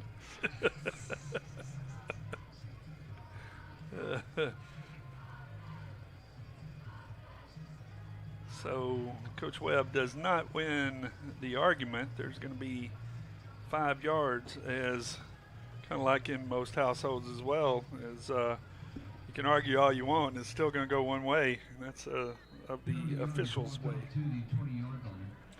So the Hawks going to set up first down and 15. Trips right.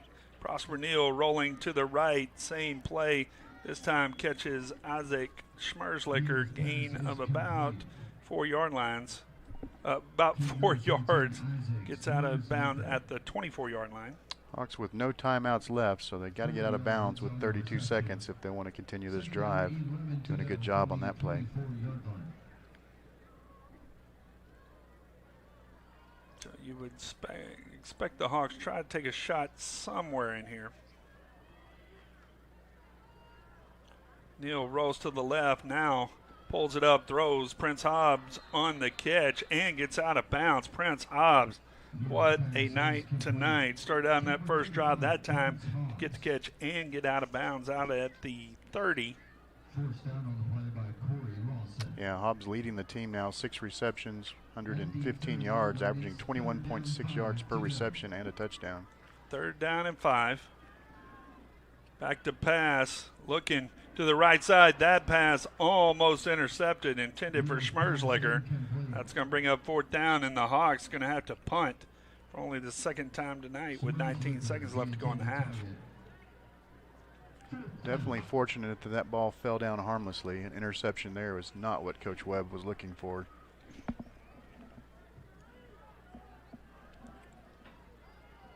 So Mueller's going to come on the punt now, as the Hawks not executing the 2-minute drill the way Coach Webb would expect. As that ball is going to go in low, Mueller, nice job picking it up. High punt's going to be fair caught down at the 35-yard line with 13 seconds left to go in the first half. Broncos still with 1 timeout left, but a long ways to go with 13 seconds left. So because the Hawks band will go first, we will take one quick break at the end of the half, come back, have the Mighty Hawk band, and then we will come back at the end of the half and talk about some scores around the area. And this one going about as good as the Hawks would have hoped for. No doubt about it.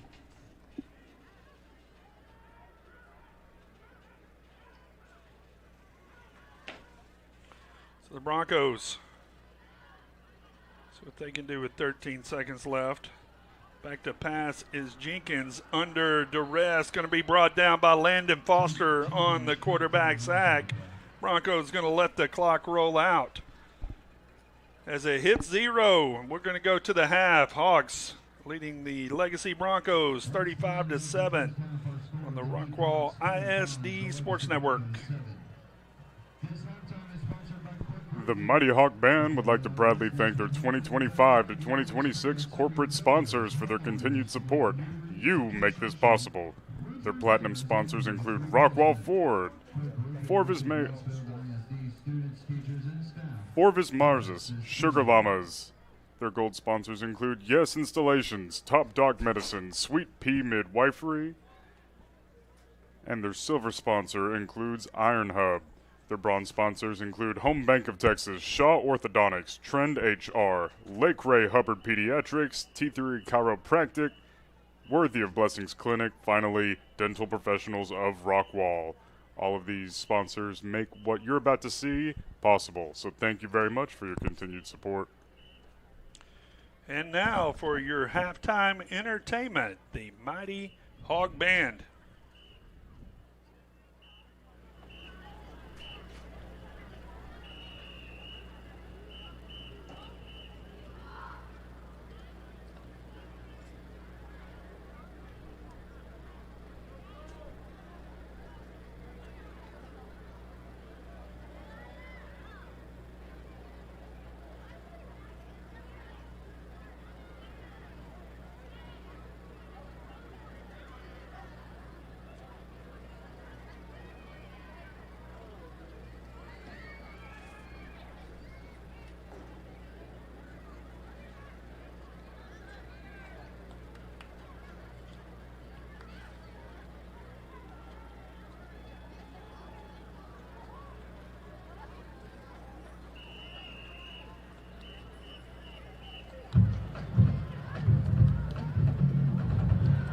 Ladies and gentlemen, Rockwall-Heath High School proudly presents the 21st line of the national champion dance team, the Heath High Steppers.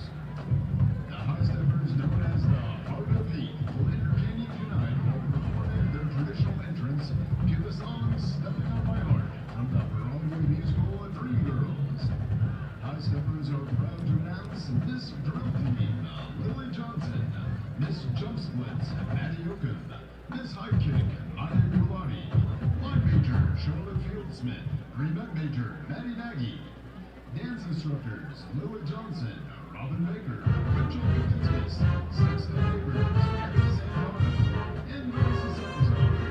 High Stepper of the Week is Miss Vanessa Salazar. High Stepper Manager is Miss Abigail Russell.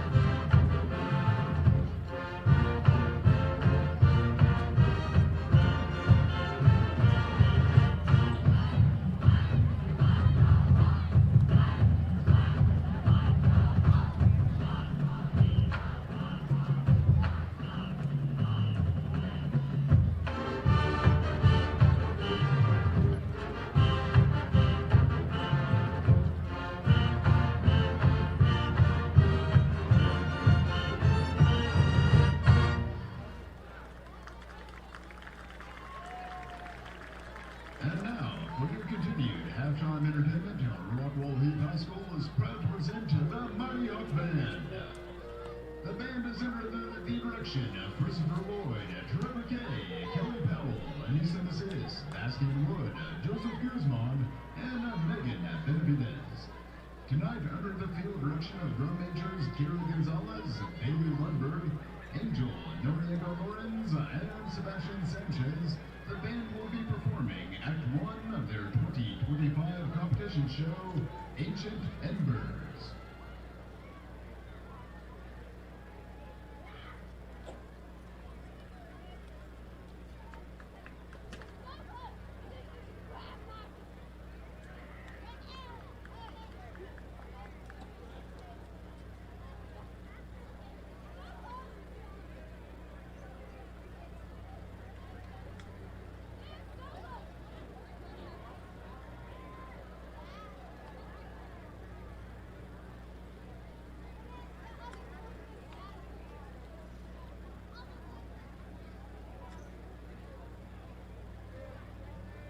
Drum major, is your band ready?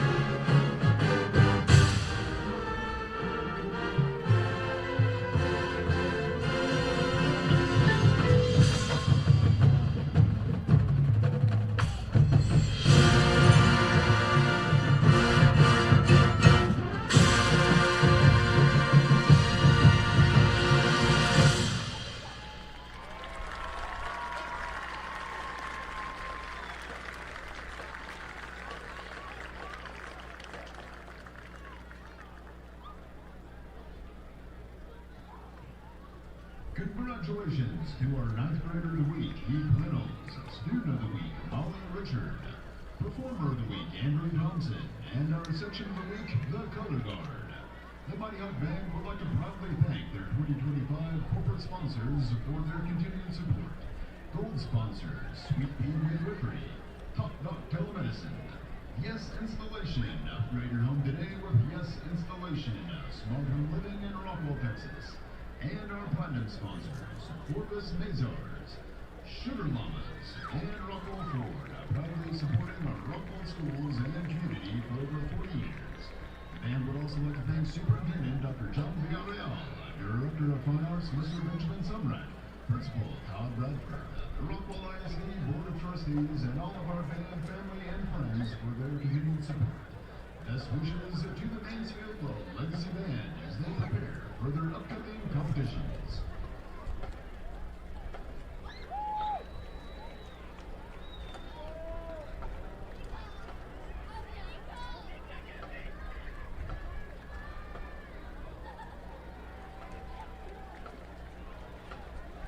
Ladies and gentlemen, please welcome your Legacy Bugle Band and Silver Spurs Drill Team.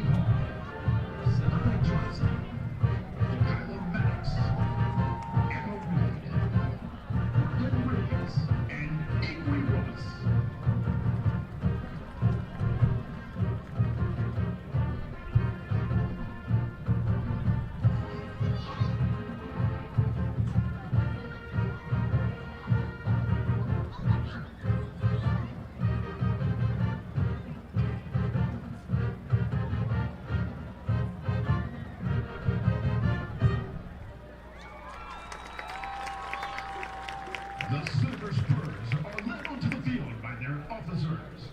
Junior Lieutenant Caitlin Kaufman. Junior Lieutenant Trinity Hall. Senior Lieutenant Molly Aldridge. Senior Lieutenant Brooklyn Coder. First Lieutenant Emma Bodine. And the captain of the Silver Spurs, Sheila Elam. The social officers are President Victoria Curley, Vice President Juvia Suarez, Public Relations Isabel Avalos, Spirit Chair Emily Andrade, and Co-Spirit Chair Eden Thompson. Silver Spurs Performers of the Week are Alina Bays and Cameron Nolette. Congratulations to our Silver Spurs Teacher of the Week, Coach Redwine. Now, please enjoy as the Silver Spurs perform a skirt routine to All the Lights.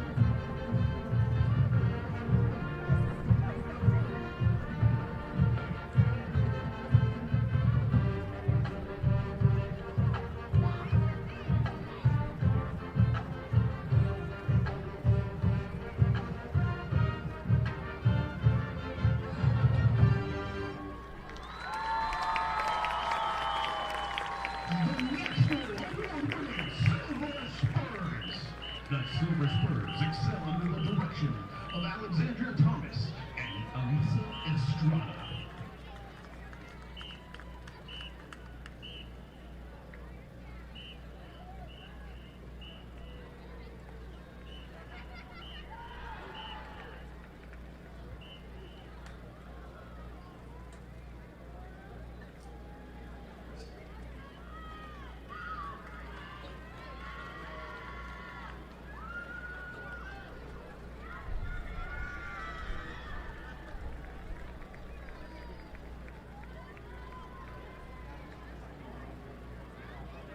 Please welcome your Legacy Bronco Marching Band.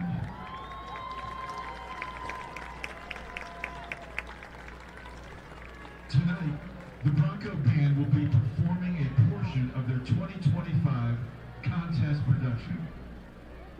The section of the week is the trumpets. The Bronco Band marchers of the week are Mackenzie Voss and Nathan Bush. Beneath a vast star-dusted sky, where jagged peaks scrape the heavens, a new season is unveiled. As the last light fades, a whisper of green begins to dance, growing into a breathtaking, shimmering aurora. Tonight, follow the journey of light and color, from the tranquil majesty of the mountains to the electrifying, ethereal spectacle of the northern lights. It is a celebration of nature's most stunning masterpieces, painted in light and sound in our 2025 production, Borealis. Now, under the field supervision of drum majors Piper Lipscomb, Olivia Luck, and Reed Pickering, Legacy High School proudly presents the Legacy Bronco Marching Band.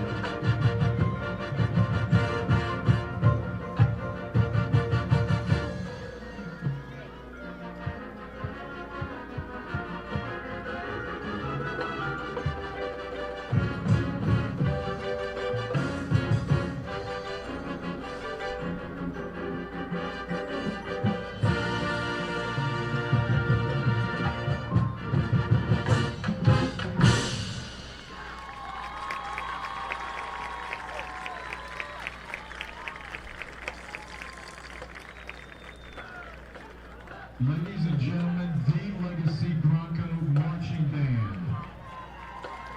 The directors of the Legacy Bronco Band are Peyton Lee, Wayne Russell, Ronaldo Miranda, and Emily McAllister. Staff for the Bronco Band include Aaron Capers, Chloe Wells, and Hayden Young. Wind arrangement. You know that Rest Haven has been a part of this community for over 50 years. Dwayne and Ann Kane founded this business in order to take care of the families in the community. I've taken on that and I want to keep doing it for each and every one of you. I grew up here in Rockwall and it's important to me that this community continues to operate the way it always has. That is neighbor taking care of neighbor. When I lost my dad, Rest Haven took care of my family. And it is my intention to take care of as many families as I can in the future. Welcome back to the Rest Haven Funeral Home halftime show as the Hawks leading the Legacy Broncos 35-7. I'm Shannon Rudden alongside Justin Webb, and Justin, the Hawks, just about everything going for them there in the first half. Dominant first half performance for the Hawks. They ended up with 15 first downs, 347 total yards, 269 from the air and 78 from the ground. Mansfield with 9 first downs, 167 total yards, 80 in the air, 77 on the ground. Prosper Neal leading the way with 11 completions, 69% completion percentage, 135 yards, 2 touchdowns in the air. Collins Jones coming in 4 for 5, 80% pass completions, 134 yards and a touchdown.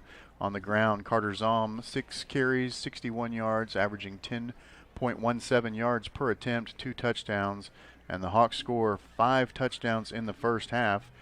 Zeke Cannon with an interception, and the Hawks successfully with an onside kick as well, and it's been dominating on all 3 sides of the ball.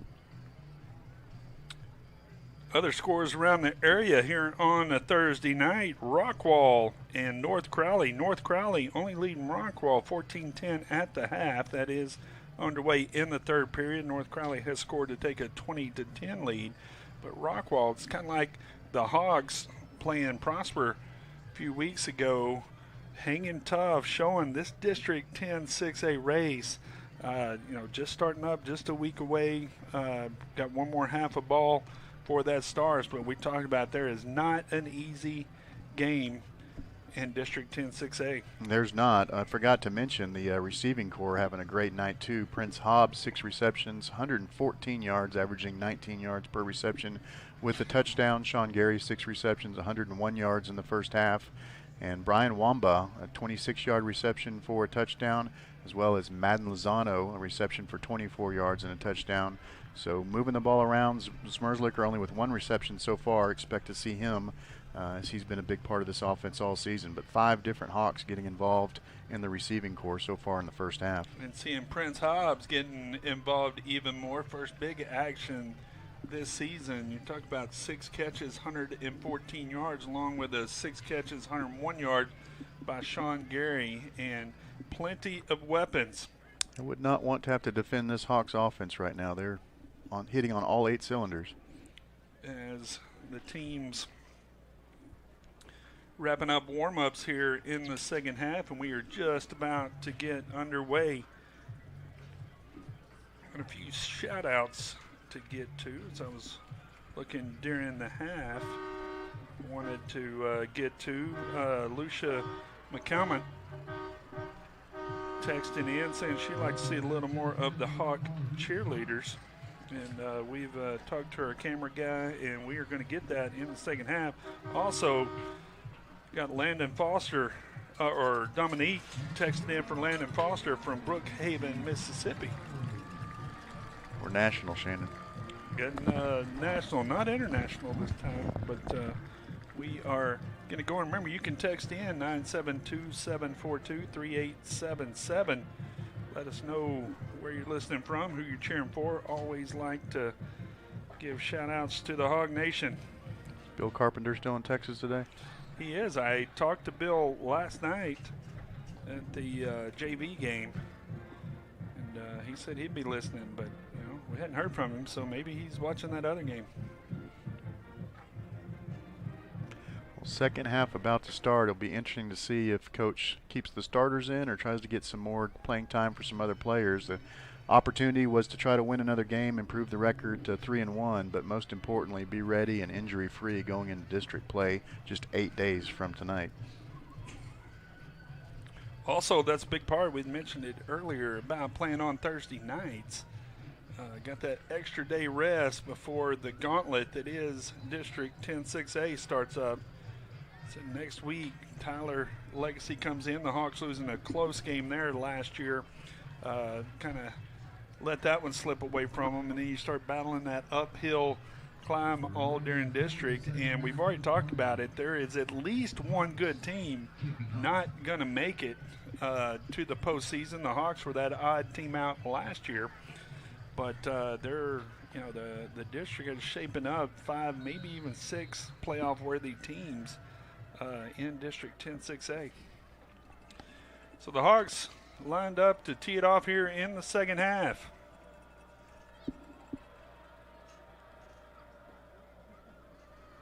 Mueller puts the big leg into it. It is going to sail into the end zone for a touchback. The Broncos had a chance there late in the second, or midway through the second half, where if they could have scored, they could have cut the Hawks lead to 14. Zeke Cannon with a big interception. And another quick score from the Hawks, as we always talk about the sudden change plays. The Hawks taking advantage several times there in the first half. Well, Broncos quarterback Jake Jenkins, 8 for 10 in the first half, 80 yards and touchdown. But Jawan Harrison, the prospect third in the area running back, has been held. He takes the ball here for a big game, though. Harrison, first carry of the second half, out for about a 16, 17-yard gain. Going to move the chains out across the 40-yard line, getting it started. He had 11 carries for 30 yards. Hawks holding him just 2.7 yards per carry until that big play. He had a big play in the first drive of the first quarter, too.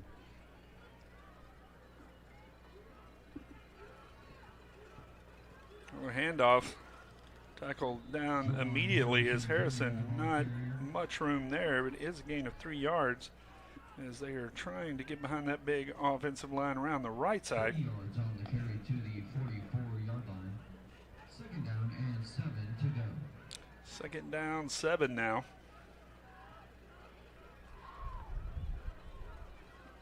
Another handoff to Harrison now, this time on the left side. Bounces it out, has some room. Nice tackle coming up and getting that on the outside. Is that Keithon Jones out there on the left side, saves a touchdown. Yeah, he was the last line of defense. If he doesn't make that tackle, Harrison could have gone all the way. That was a big tackle. 10:52 left to go, just underway here in the third period.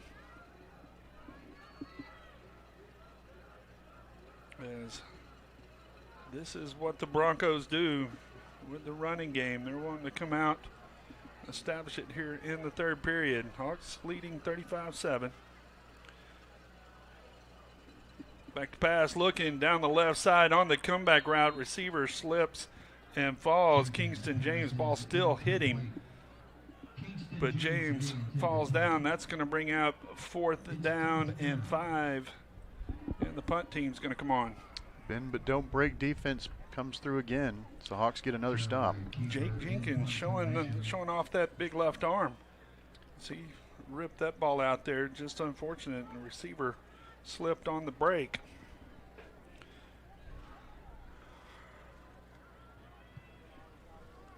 High punt. Lawfrey calls for the fair catch and catches it at about the 23-yard line where the Hawks will set up. And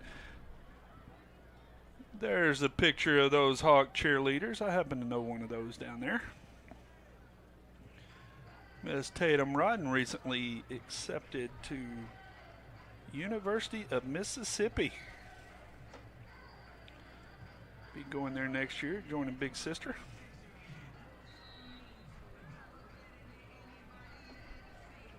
So the Hawks now setting up for their first drive of the second half as Collins Jones in at quarterback, like you had mentioned.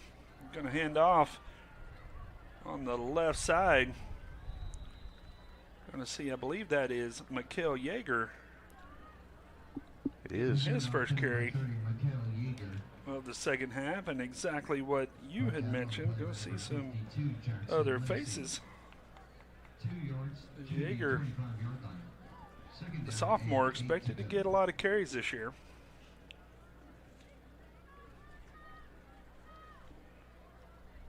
Jones, screen pass out to the right side, caught. Be enough for a first down as Brooks Davenport getting his first action. Good catch there by Davenport, and good job of moving the chains.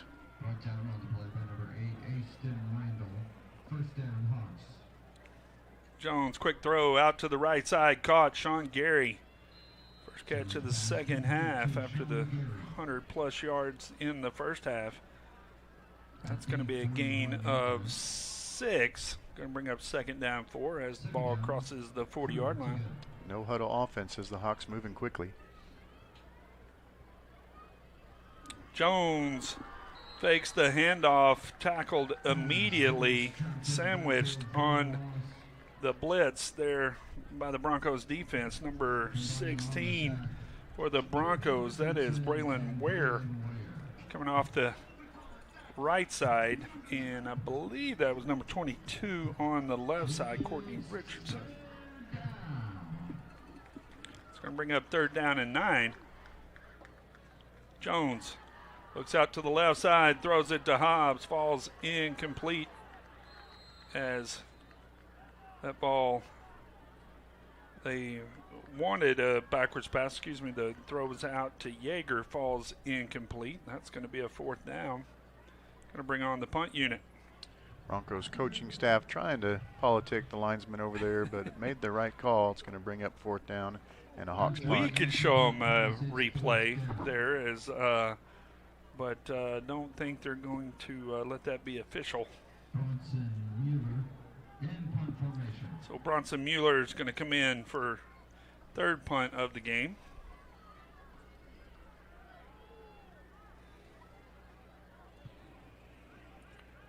Mueller with a big kick. Going to be fielded by Randall around the 20-yard line. Ball on the ground. Hawks have recovered. Officials getting together. And they are saying it's Hawks football. Another big special teams play for the Hawks as they force the fumble, and we'll have great field position now. See, Randall taking it at the 20-yard coming up, and Zeke Cannon blowing up the return man, making the big hit, and number 22. Zane Vela on the fumble recovery. Zane Vela making the recovery, and the Hawks special teams coming up big again. That's the deep snapper that got all the way down the field and made the fumble recovery. That's a great play. Zeke Cannon at full speed. Usually just has from the linebacker position to get going. That time, what a play by Zeke Cannon.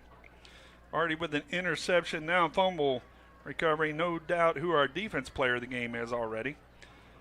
Prosper back to pass, has a man caught across the middle. Sean Gary, touchdown. First play after the turnover, a 32-yard touchdown to Sean Gary. Hawks doing a great job in the passing game, having several balls right in the middle of the field, receivers getting open, making clean catches on great throws, and now 6 touchdowns in this game for the Hawks, 4 of them in the air. So the Hawks, another quick strike after the sudden change on the turnover. And their first score of the second half puts the Hawks up 41-7. Winners with the extra point. It is good, and just like that, the Hawks striking big as you see Prosper Neal on the play action. Sean Gary, no contest, waltzes into the end zone. And another big play by this Hawks offense, 42 yards.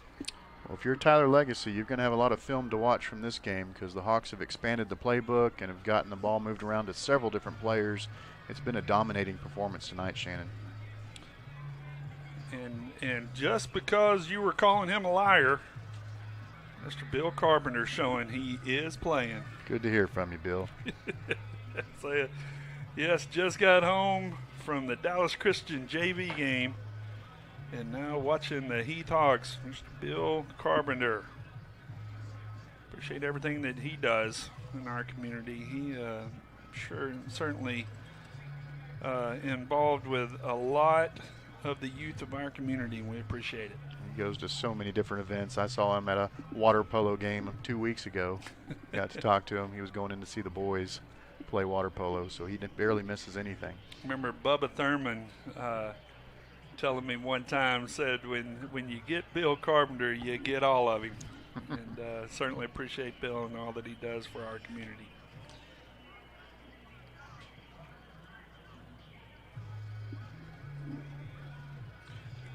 So the Hawks up to a quick start here. Also got someone watching from Florida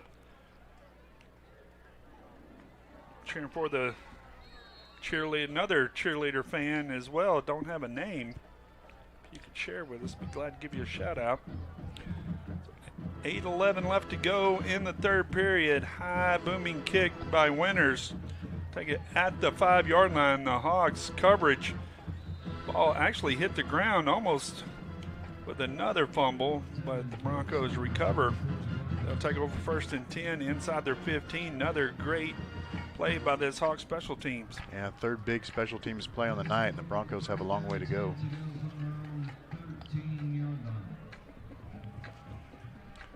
So they'll take over at the 13. And really starting to show the depth of this team, too. We talked about Coach, talked about the buy-in of this group. He said this is one of his best groups ever. As far as everybody buying into the system, into the program, really showing, paying dividends here. Keithan Jones quickly on the tackle. That is number 88, Kason Vincent, on the reception, on the quick throw by Jake Jenkins.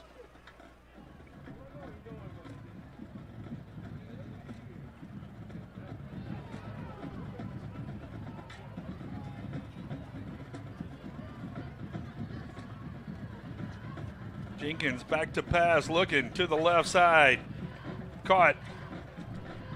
That's going to be enough for a first down out to the 30-yard line. Second catch, second play in a row by Kason Vincent. Good enough for a first down for the Broncos.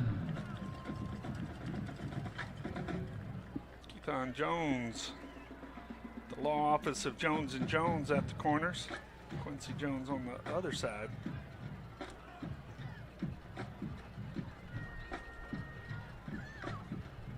Handoff, Harrison tackled immediately in the backfield. Carson Adams.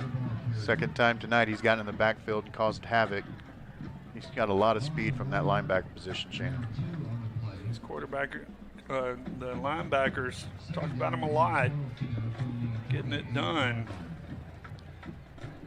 It'll be fun to, definitely talking to Zeke Cannon after this one. Just have to see who else as we start talking about that as the fourth quarter goes on. We need to talk to Prince Hobbs too. Prince Hobbs and Sean Gary, no doubt, on the offense as carry from Harrison with a tough run up the middle. Going to be a gain of 7 yards, going to bring up third down and 5. Clock under 6 minutes now here in the third period.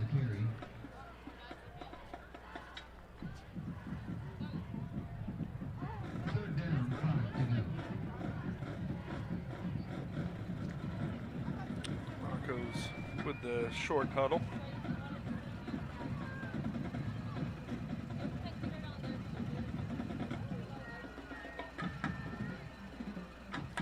Back to pass, looking for the screen up the middle. It's going to be intercepted by Zeke Cannon again. Cuts it inside. Cannon puts it back on the ground. Gonna see, and the Hawks have another turnover. Zeke Cannon with his 3rd turnover of the game. 2nd interception, forced a fumble on special teams as well, and definitely going to interview Zeke Cannon, I can tell you that much, Shannon. No doubt about it, as the Broncos, you can see it on the play right there. They had the screen set up. Zeke Cannon reads it beautifully. We're going to talk to him about that fumble coming back, but Zeke Cannon, the one-man wrecking crew for the defense tonight. Looks like Juwan Lee recovered that fumble to keep the ball for the Hawks, who have great field position again with a 42-7 lead, 5 minutes remaining in the 3rd. Jones back out. Quick pass to the left side, just a little bit behind the receiver. Has got some new receivers in. Jair DeLay-Newton in. Jair DeLay-Newton, as imagine Jones wished he had that one back, as he had room to run. Hawks back to the line, 2nd down, 10. Handoff, left side, cuts it inside, has room, breaks through, 5 to the goal line, touchdown. That is number 30, Mikael Yeager, on the touchdown for the Hawks, and they're piling it on with another 6. We talked about the 3-headed rushing attack, and Mikael Yeager now getting a turn. That was a great run and another touchdown for the Hawks. Colton Wade and Peyton Marsh and Marcus Avedra, the left side of that offensive line, opening it up. And another touchdown for the Hawks, and they're a point away from leading 49-7. Mikael Yeager, just a sophomore too. Showing that the cupboard is not going to be bare for a while here for these Hawks. So the extra point is up and good with 4:25 left to go in the 3rd period. Hawks leading the Legacy Broncos 49-7. Rockwall ISD Sports Network. This Hawk broadcast is brought to you by Texas Health of Rockwall. Texas Health Hospital of Rockwall is proud to serve the growing areas of Rockwall County, Kaufman County, Hunt County, eastern Dallas, and southern Collin County, as well as many other outlying areas. In 2024, trying to meet the growing needs of their community, Texas Health of Rockwall completed an expansion that doubled the size of their hospital, adding more patient beds, a level 1 NICU, cardiac cath lab, and expanded many other departments including labor and delivery, OR, and the emergency room. Texas Health of Rockwall is a proud sponsor of the Rockwall ISD Sports Network. Thank you, Texas Health of Rockwall, for sponsoring this broadcast.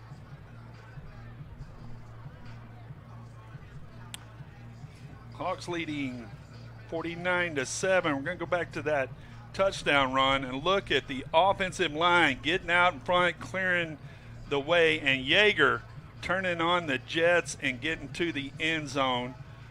Great job all the way around for that Hawks offense, as they have got it cooking tonight, Justin Webb. Yeah, several players getting some playing time. That's always good too. You know, any 6A team has several players that would be starting for other smaller schools probably, but a lot of guys excited. The Hawks now with 49 points. They scored 52 in week 1 against Highland Park in a 52-49 victory, but 49-7 feels a lot different. Still a quarter and a half to play. Well, and you've got your starting quarterback is already on the sideline, Prosper Neal, and the backups getting it done.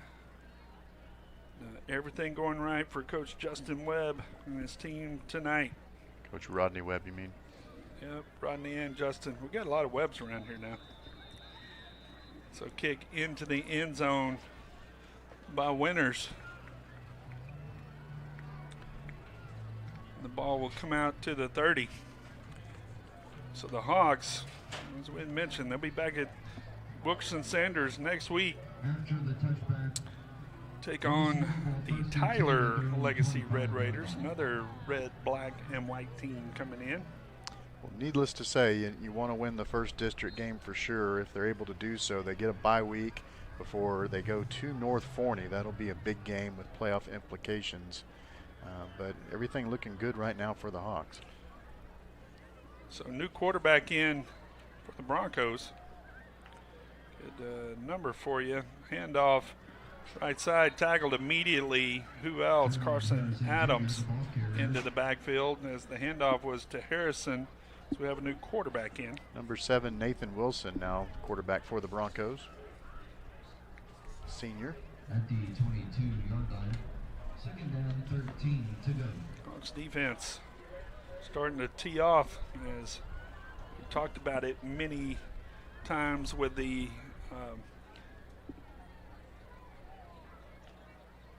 how fast that defense gets into the backfield.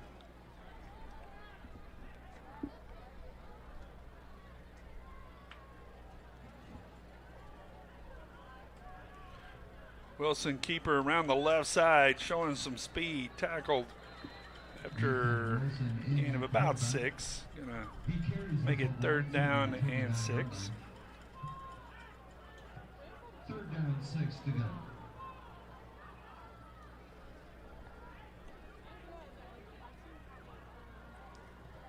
Broncos no huddle, everybody looking to the side for the signals. 2:52 left to go in the 3rd period. As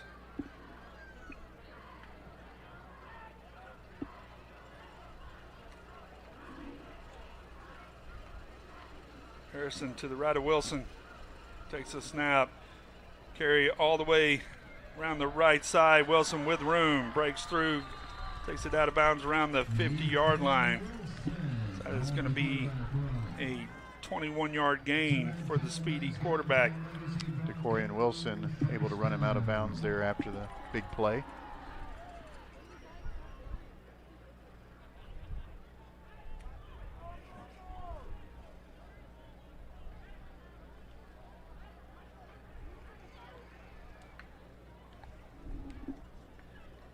First down and 10 from midfield.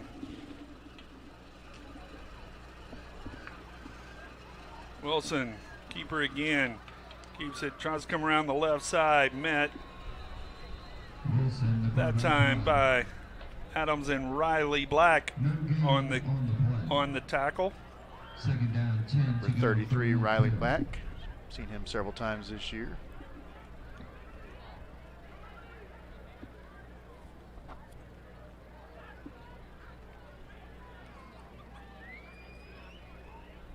See that gang tackling by the defense, getting it in there as linebackers disrupting Riley Black from that defensive end spot, making the tackle.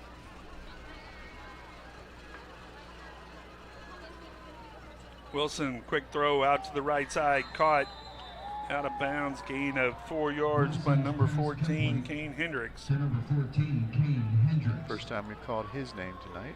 5 yards on the reception. Junior wide receiver for the Broncos. 3rd down, 5 to go.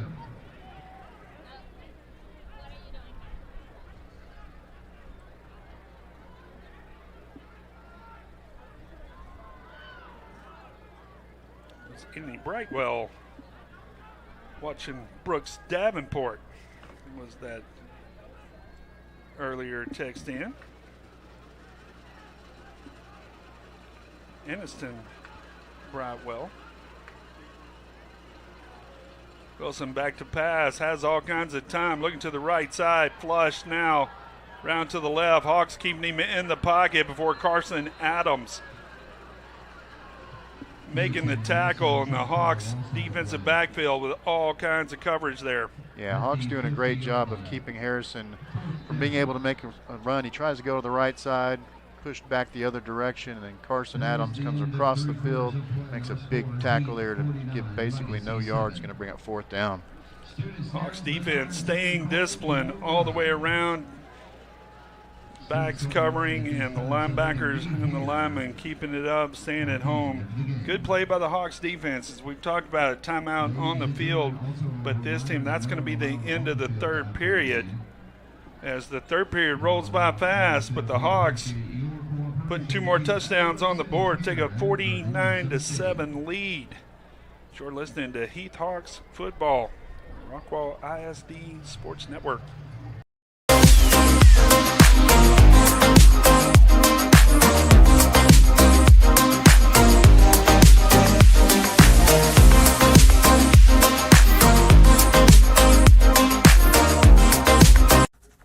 Hawk Nation, this is Coach Webb, just giving a shout out to Rockwall Ford.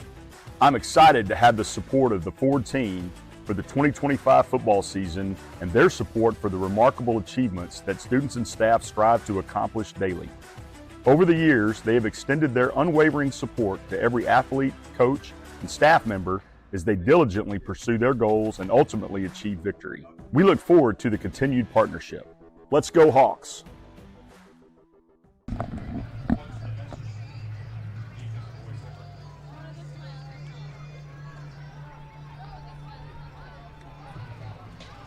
We go the fourth quarter here from Mansfield and getting a lot of nice texts in, not a lot of compliments to Tristan Rodden on the readers. Chris Pena texting in, and also a lot of people liking the instant replay. I like it a lot.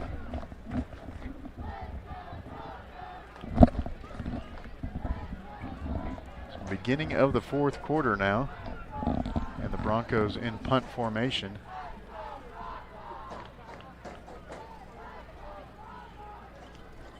Surprised they're not going for it at midfield. I think they have seen this all they want of this Hawks defense, Shannon.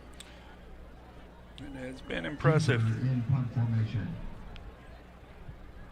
Punt off the right side of the foot. This one's going to roll out of bounds. Is that Hawks special teams having quite a night tonight.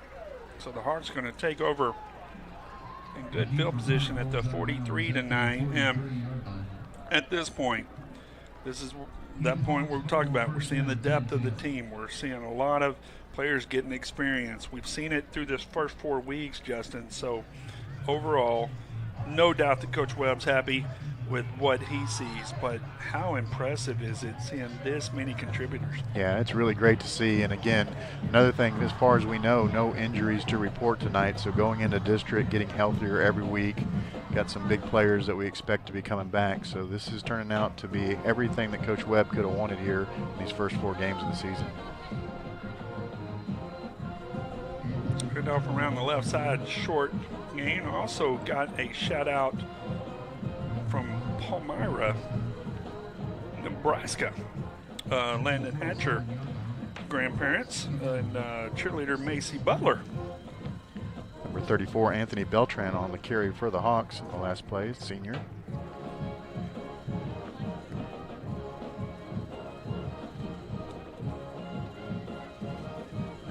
Lucia McCalmont texting in saying she likes getting the cheerleaders involved there.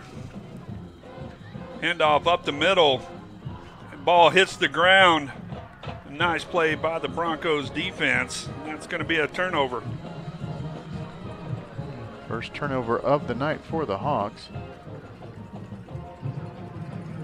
So it looked like the Hawks had it going up the middle there, but just a nice defensive play on the tackle. Tackles the ball.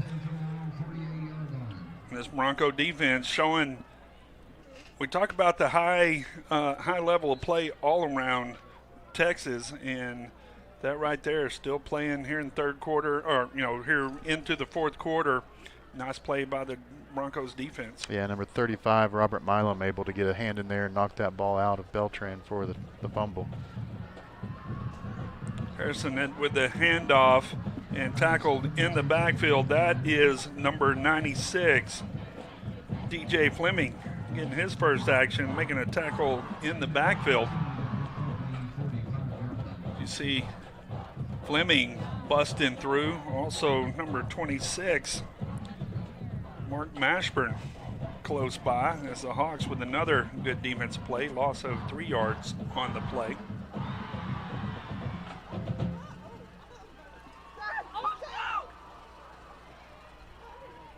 And off, Harrison shakes one tackle, gets around the outside. That is actually number 4, Alex O'Keefe, as we haven't seen him since the first quarter, but a nice run down to the 35-yard line as the Hawks starting to see some new faces there on defense.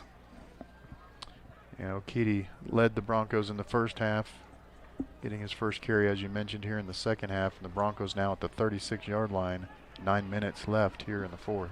Try to get you as many names as we can on that defense.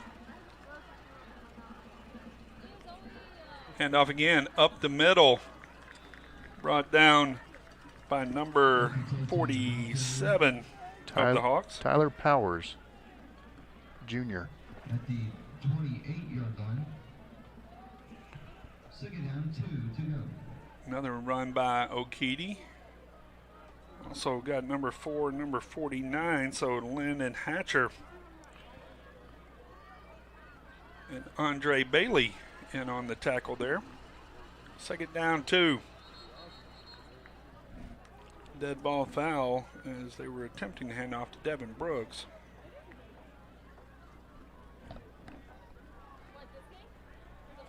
Yeah, Mark Mashburn was showing pressure on the outside and drew the movement there by the H-back, so the Hawks get a 5-yard penalty, pushing the Broncos back now. Actually, they're calling it on the Hawks, Shannon.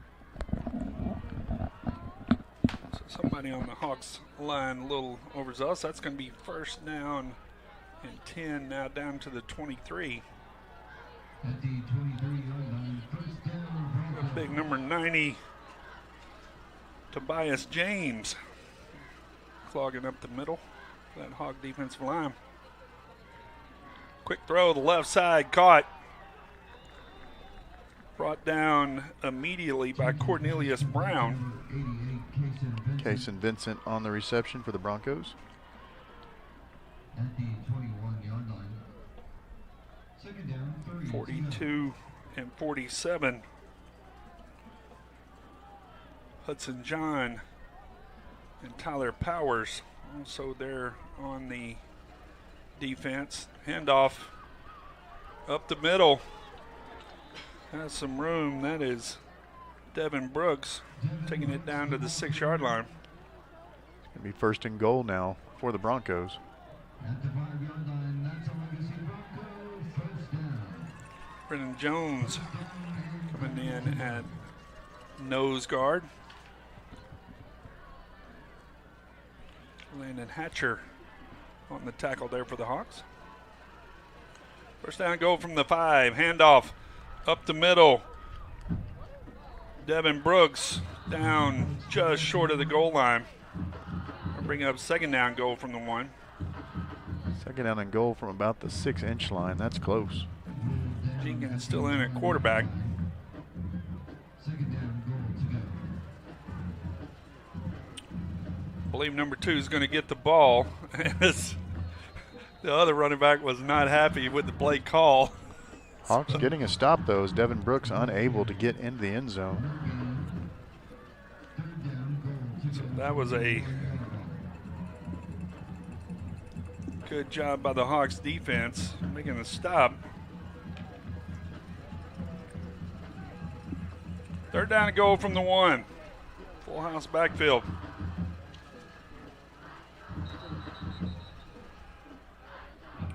There's a flag on the play. I believe that's going to be official. Flag on the play. See what the call is. I'll say offsides on the defense. Not much. Probably the shortest penalty that you'll ever see. Ball now on the 1-inch line.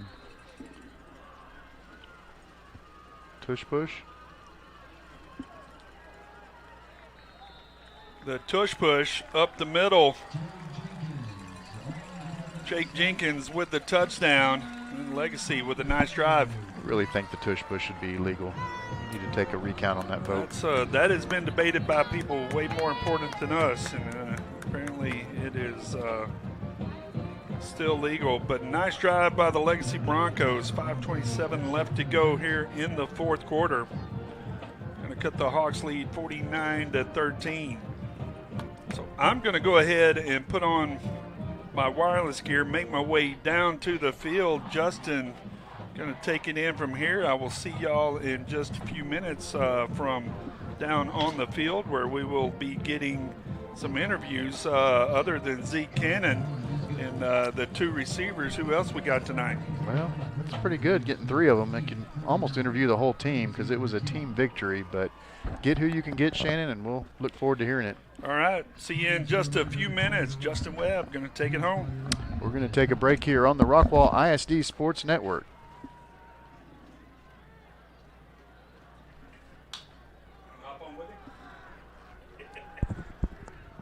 This Hawk broadcast is brought to you by Rockwall Sports Center. Rockwall Sports Center has proudly served the community for over 20 years. We are a sporting goods, screen printing, and custom apparel company based in Rockwall, Texas. Their retail storefront offers an extensive selection of school spirit wear, team uniforms, and athletic gear. Rockwall Sports Center is a longtime sponsor of the RISD Sports Network. Thank you, Rockwall Sports Center, for sponsoring this broadcast.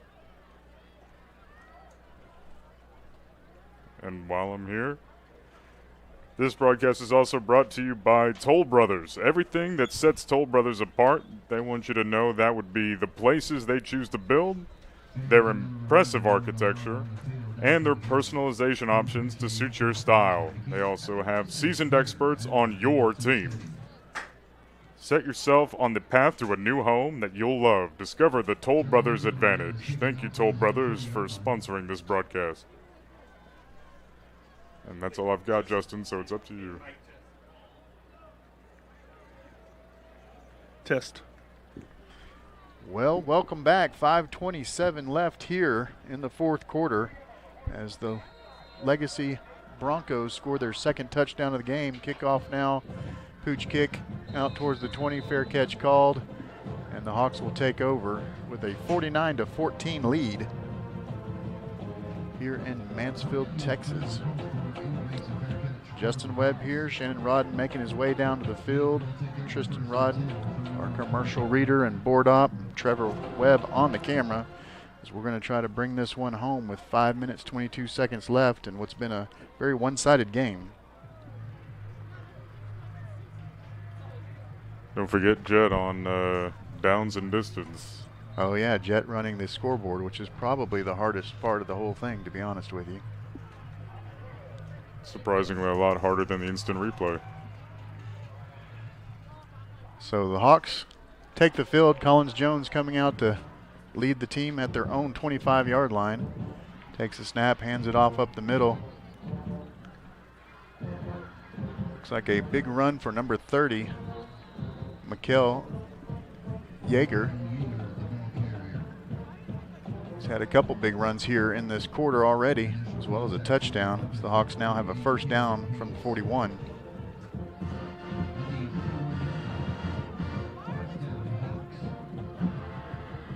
Clock running, about 4 minutes, 30 seconds.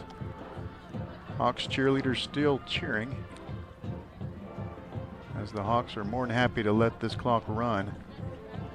Huddling up, 2 receivers on the left, 1 on the right.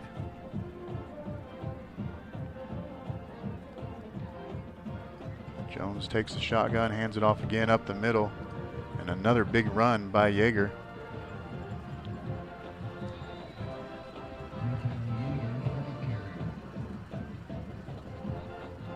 So just running up the middle, 2 plays in a row, 2 big plays, and the Hawks now in Broncos territory at the Broncos 41.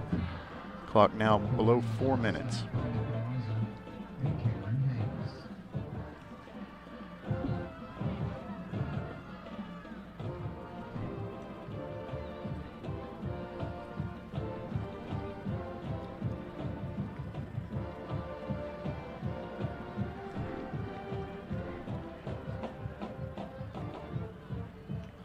Shotgun snap, hand off to number 34.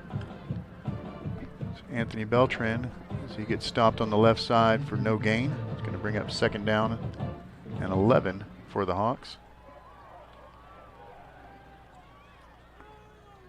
Cameron Hayes alongside Thomas Bassett make the tackle. No gain on the play at the 30 seconds rolling off the play clock. We're now down below 3 minutes. As this one is wrapping up. Hawks needing about 1 or 2 more first downs to finish off these Broncos here on the road.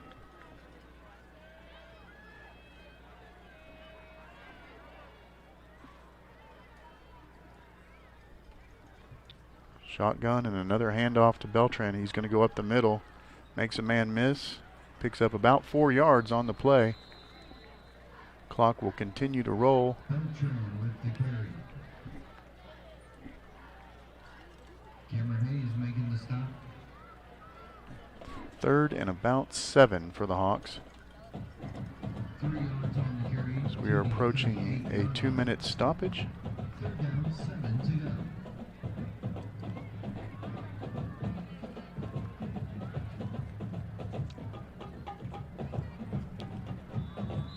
And the clock will stop with 2 minutes left in the game. As the Hawks with a 49-14 lead and the ball, 3rd and 7 when we come back from these messages.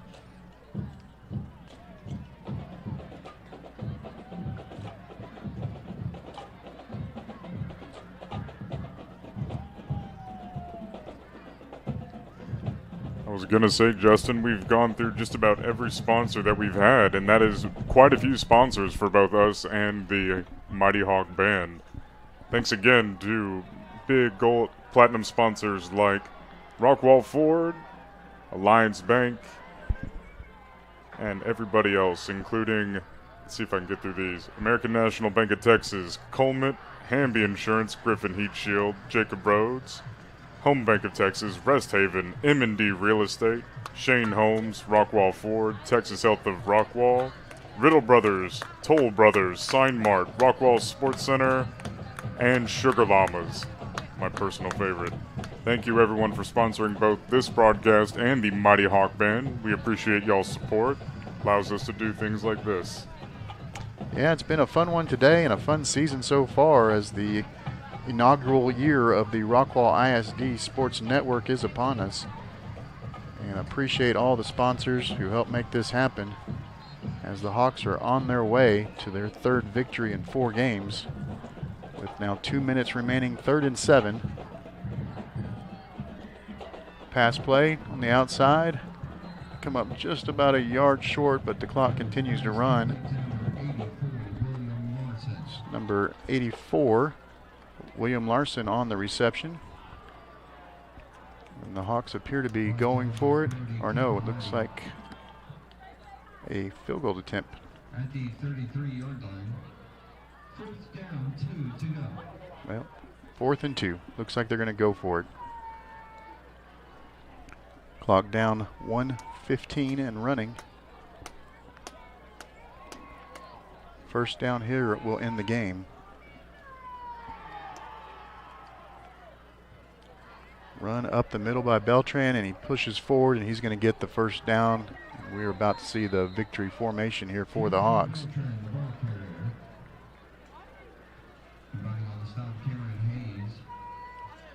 So less than a minute, clock running. Should have one more snap, assuming the Broncos don't want to use any of their timeouts, and I don't think they do. But this was a decisive game for the Hawks. Definitely what you want to see before district play starts next Friday. Hawks will be hosting the Tyler Legacy District 10 6A rivals at Wilkerson next Friday at 7:30. Pass here. Number 38 on the reception. He's going to take the ball all the way down to the 5-yard line. That's Andrew Dyer on the reception. Clock running now, and that's going to do it. So the Hawks come to Mansfield Legacy, take care of business, and they're going to leave this one winners 49-14 as non-district schedule is now over. A brutal schedule according to Coach Rodney Webb. They end up going 3-1. Had an impressive victory at Highland Park 52-49 to start the season. Had a tough game against Prosper where they were tied 10-10 at halftime but would end up losing 45-27 in the second half. And an impressive victory last week against the San Juan Hills team from California. The Hawks would win 34-26 after scoring 27 points in the first half. But tonight, the Hawks in charge from the beginning till the end. A decisive 49-14 victory. We're going to let them do their handshakes at midfield. Then the coaches will talk to the players for a minute, and then Shan Rodden will attempt to get some post-game interviews.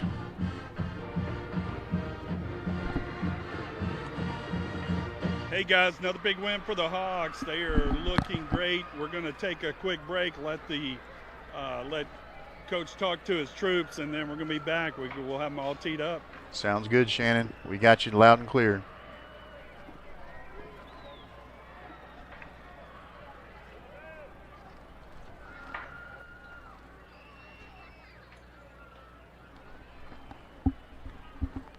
I'm Erin Neal, the principal agent and owner of Hamby Insurance. I am passionate about serving the local community and the surrounding areas. My goal is to take the hassle out of buying insurance. I want to educate you on what you're buying and help you make an informed decision. Whether it's personal or commercial insurance, my team and I will be here every step of the way to make sure you are getting the satisfaction you need and the coverage you deserve. My promise to you is that we will never hard sell you insurance, use slick sales techniques, or pressure you into making a decision that you're not comfortable with. Call us today at 972-285-0381 to find the best coverage to fit your need. My commitment is to give you unparalleled service, and remember, Hamby helps. 4 weeks ago, where you're at right now going into district play.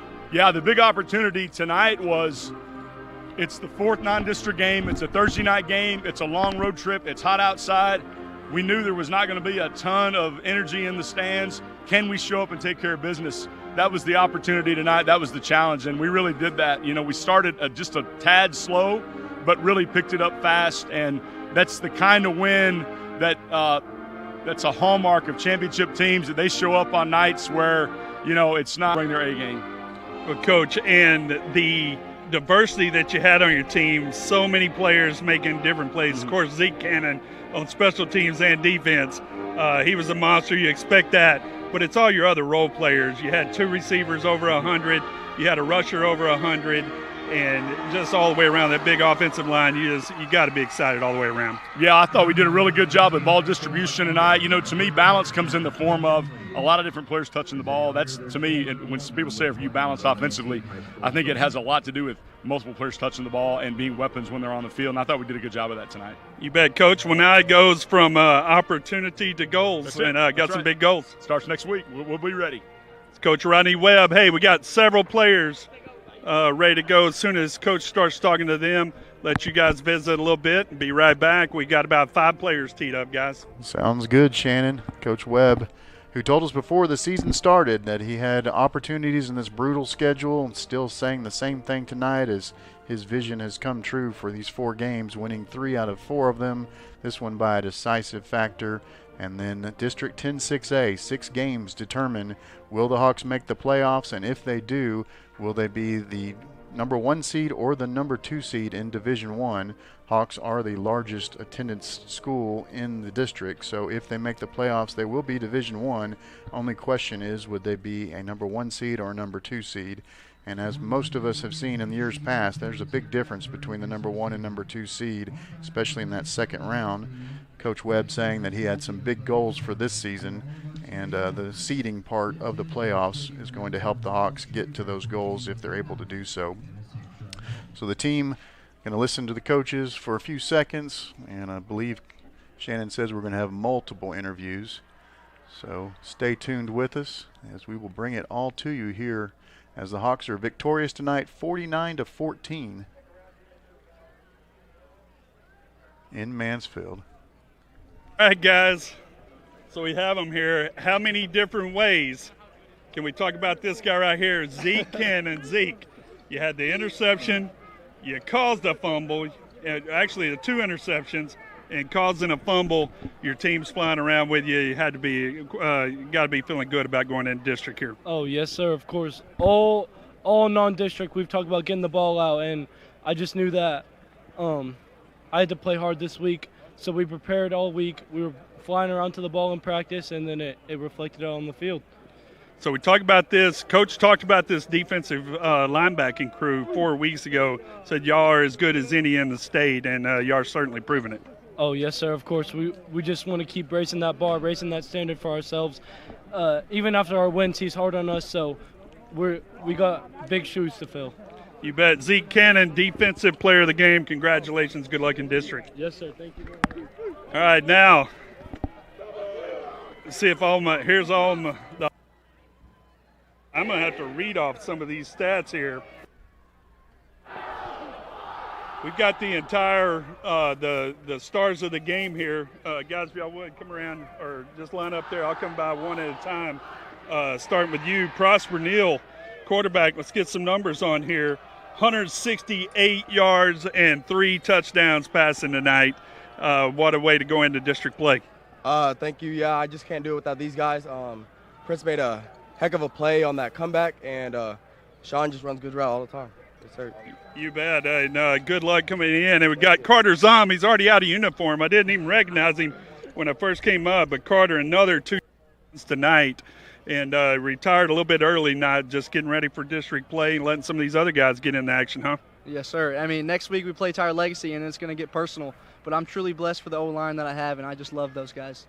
You bet. Good job and good luck. And we got Sean Carey and Prince. Now, guys, we probably ought to have Isaac over here as well, because one thing we talk about is the diversity and how many players contribute here. Sean, you were the leading receiver last year, and coming into this year, you've done exactly what's expected every week. But like in week 1 against Highland Park, Schmerslinger stepped up, and tonight, Prince Hobbs getting his first touchdown. Prince, tell us, looking up here at the camera, tell us what it was like getting that first touchdown. I thank the Lord. I've been working hard like all the time. Quarterback, my team, over to get out here and have fun. You bet. So what's it like having to wait for the ball when you got all these? There's only one football, and there's a lot of people to spread it around to. What's it like week in, week out? Just keep working hard. Yeah, working hard and be patient and waiting for your time to come, and then. You bet. Prince Hobbs with his first touchdown, and Sean Gary. Step in here, Sean.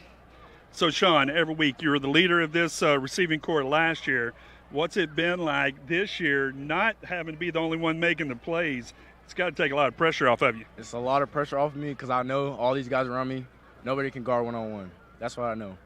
You bet. So, guys, I'm going to ask all of you, mainly you, Prosper, going into district play, how much does last year, the disappointment of last year, there's 6 good teams in this district, and only 4 can make the playoffs. So how important is it to come out next week against Tyler Legacy and get up 1-0 in that district standings? I think it's very important for us to take care of business each week. Last year we had a few mental lapses, but it's important for us to stay focused and realize that every game matters, and it's important for making playoffs. You bet. So, Carter, going into this week, is there going to be, this week, Coach just talked about how you guys have to, can you play in a week when it doesn't seem like there's a lot to play for? You came out and proved that tonight. How much more does it ratchet up this week going into district play over tonight? Is Monday going to be just a little more special? Oh, yeah. This week, upcoming week, is going to get real personal, like I said, especially Legacy, and they're the reason we didn't make playoffs last year. So you bet Friday night's going to be a hell of a game. You bet. And Sean, talking with Coach too, he talks about during the preseason, this is all about opportunities. Now it shifts to goals. What is the goal for this team? The goal for this team, I feel like we are the best team in the district, and we can win every game in this district. You bet. Well, guys, good luck. Appreciate y'all joining us here on the post-game show, and good luck. This won't be the last time we talk. Yes, sir. All right, guys, here's the game. Some excited Hawks down there on the field for the post-game show. Good job, Shannon Rodden, of getting all those interviews for us. As again, the Hawks win tonight 49-14 against Mansfield Legacy Broncos. We're going to go ahead and wrap it up and start the 41-mile drive back to Rockwall County. But for Lisa and Jet Trammell, Tristan and Shannon Rodden, Trevor Webb, I'm Justin Webb. And we'll see you next week as District 10-6A play starts as Tyler Legacy comes to town next Friday, and we'll bring it all to you on the Rockwall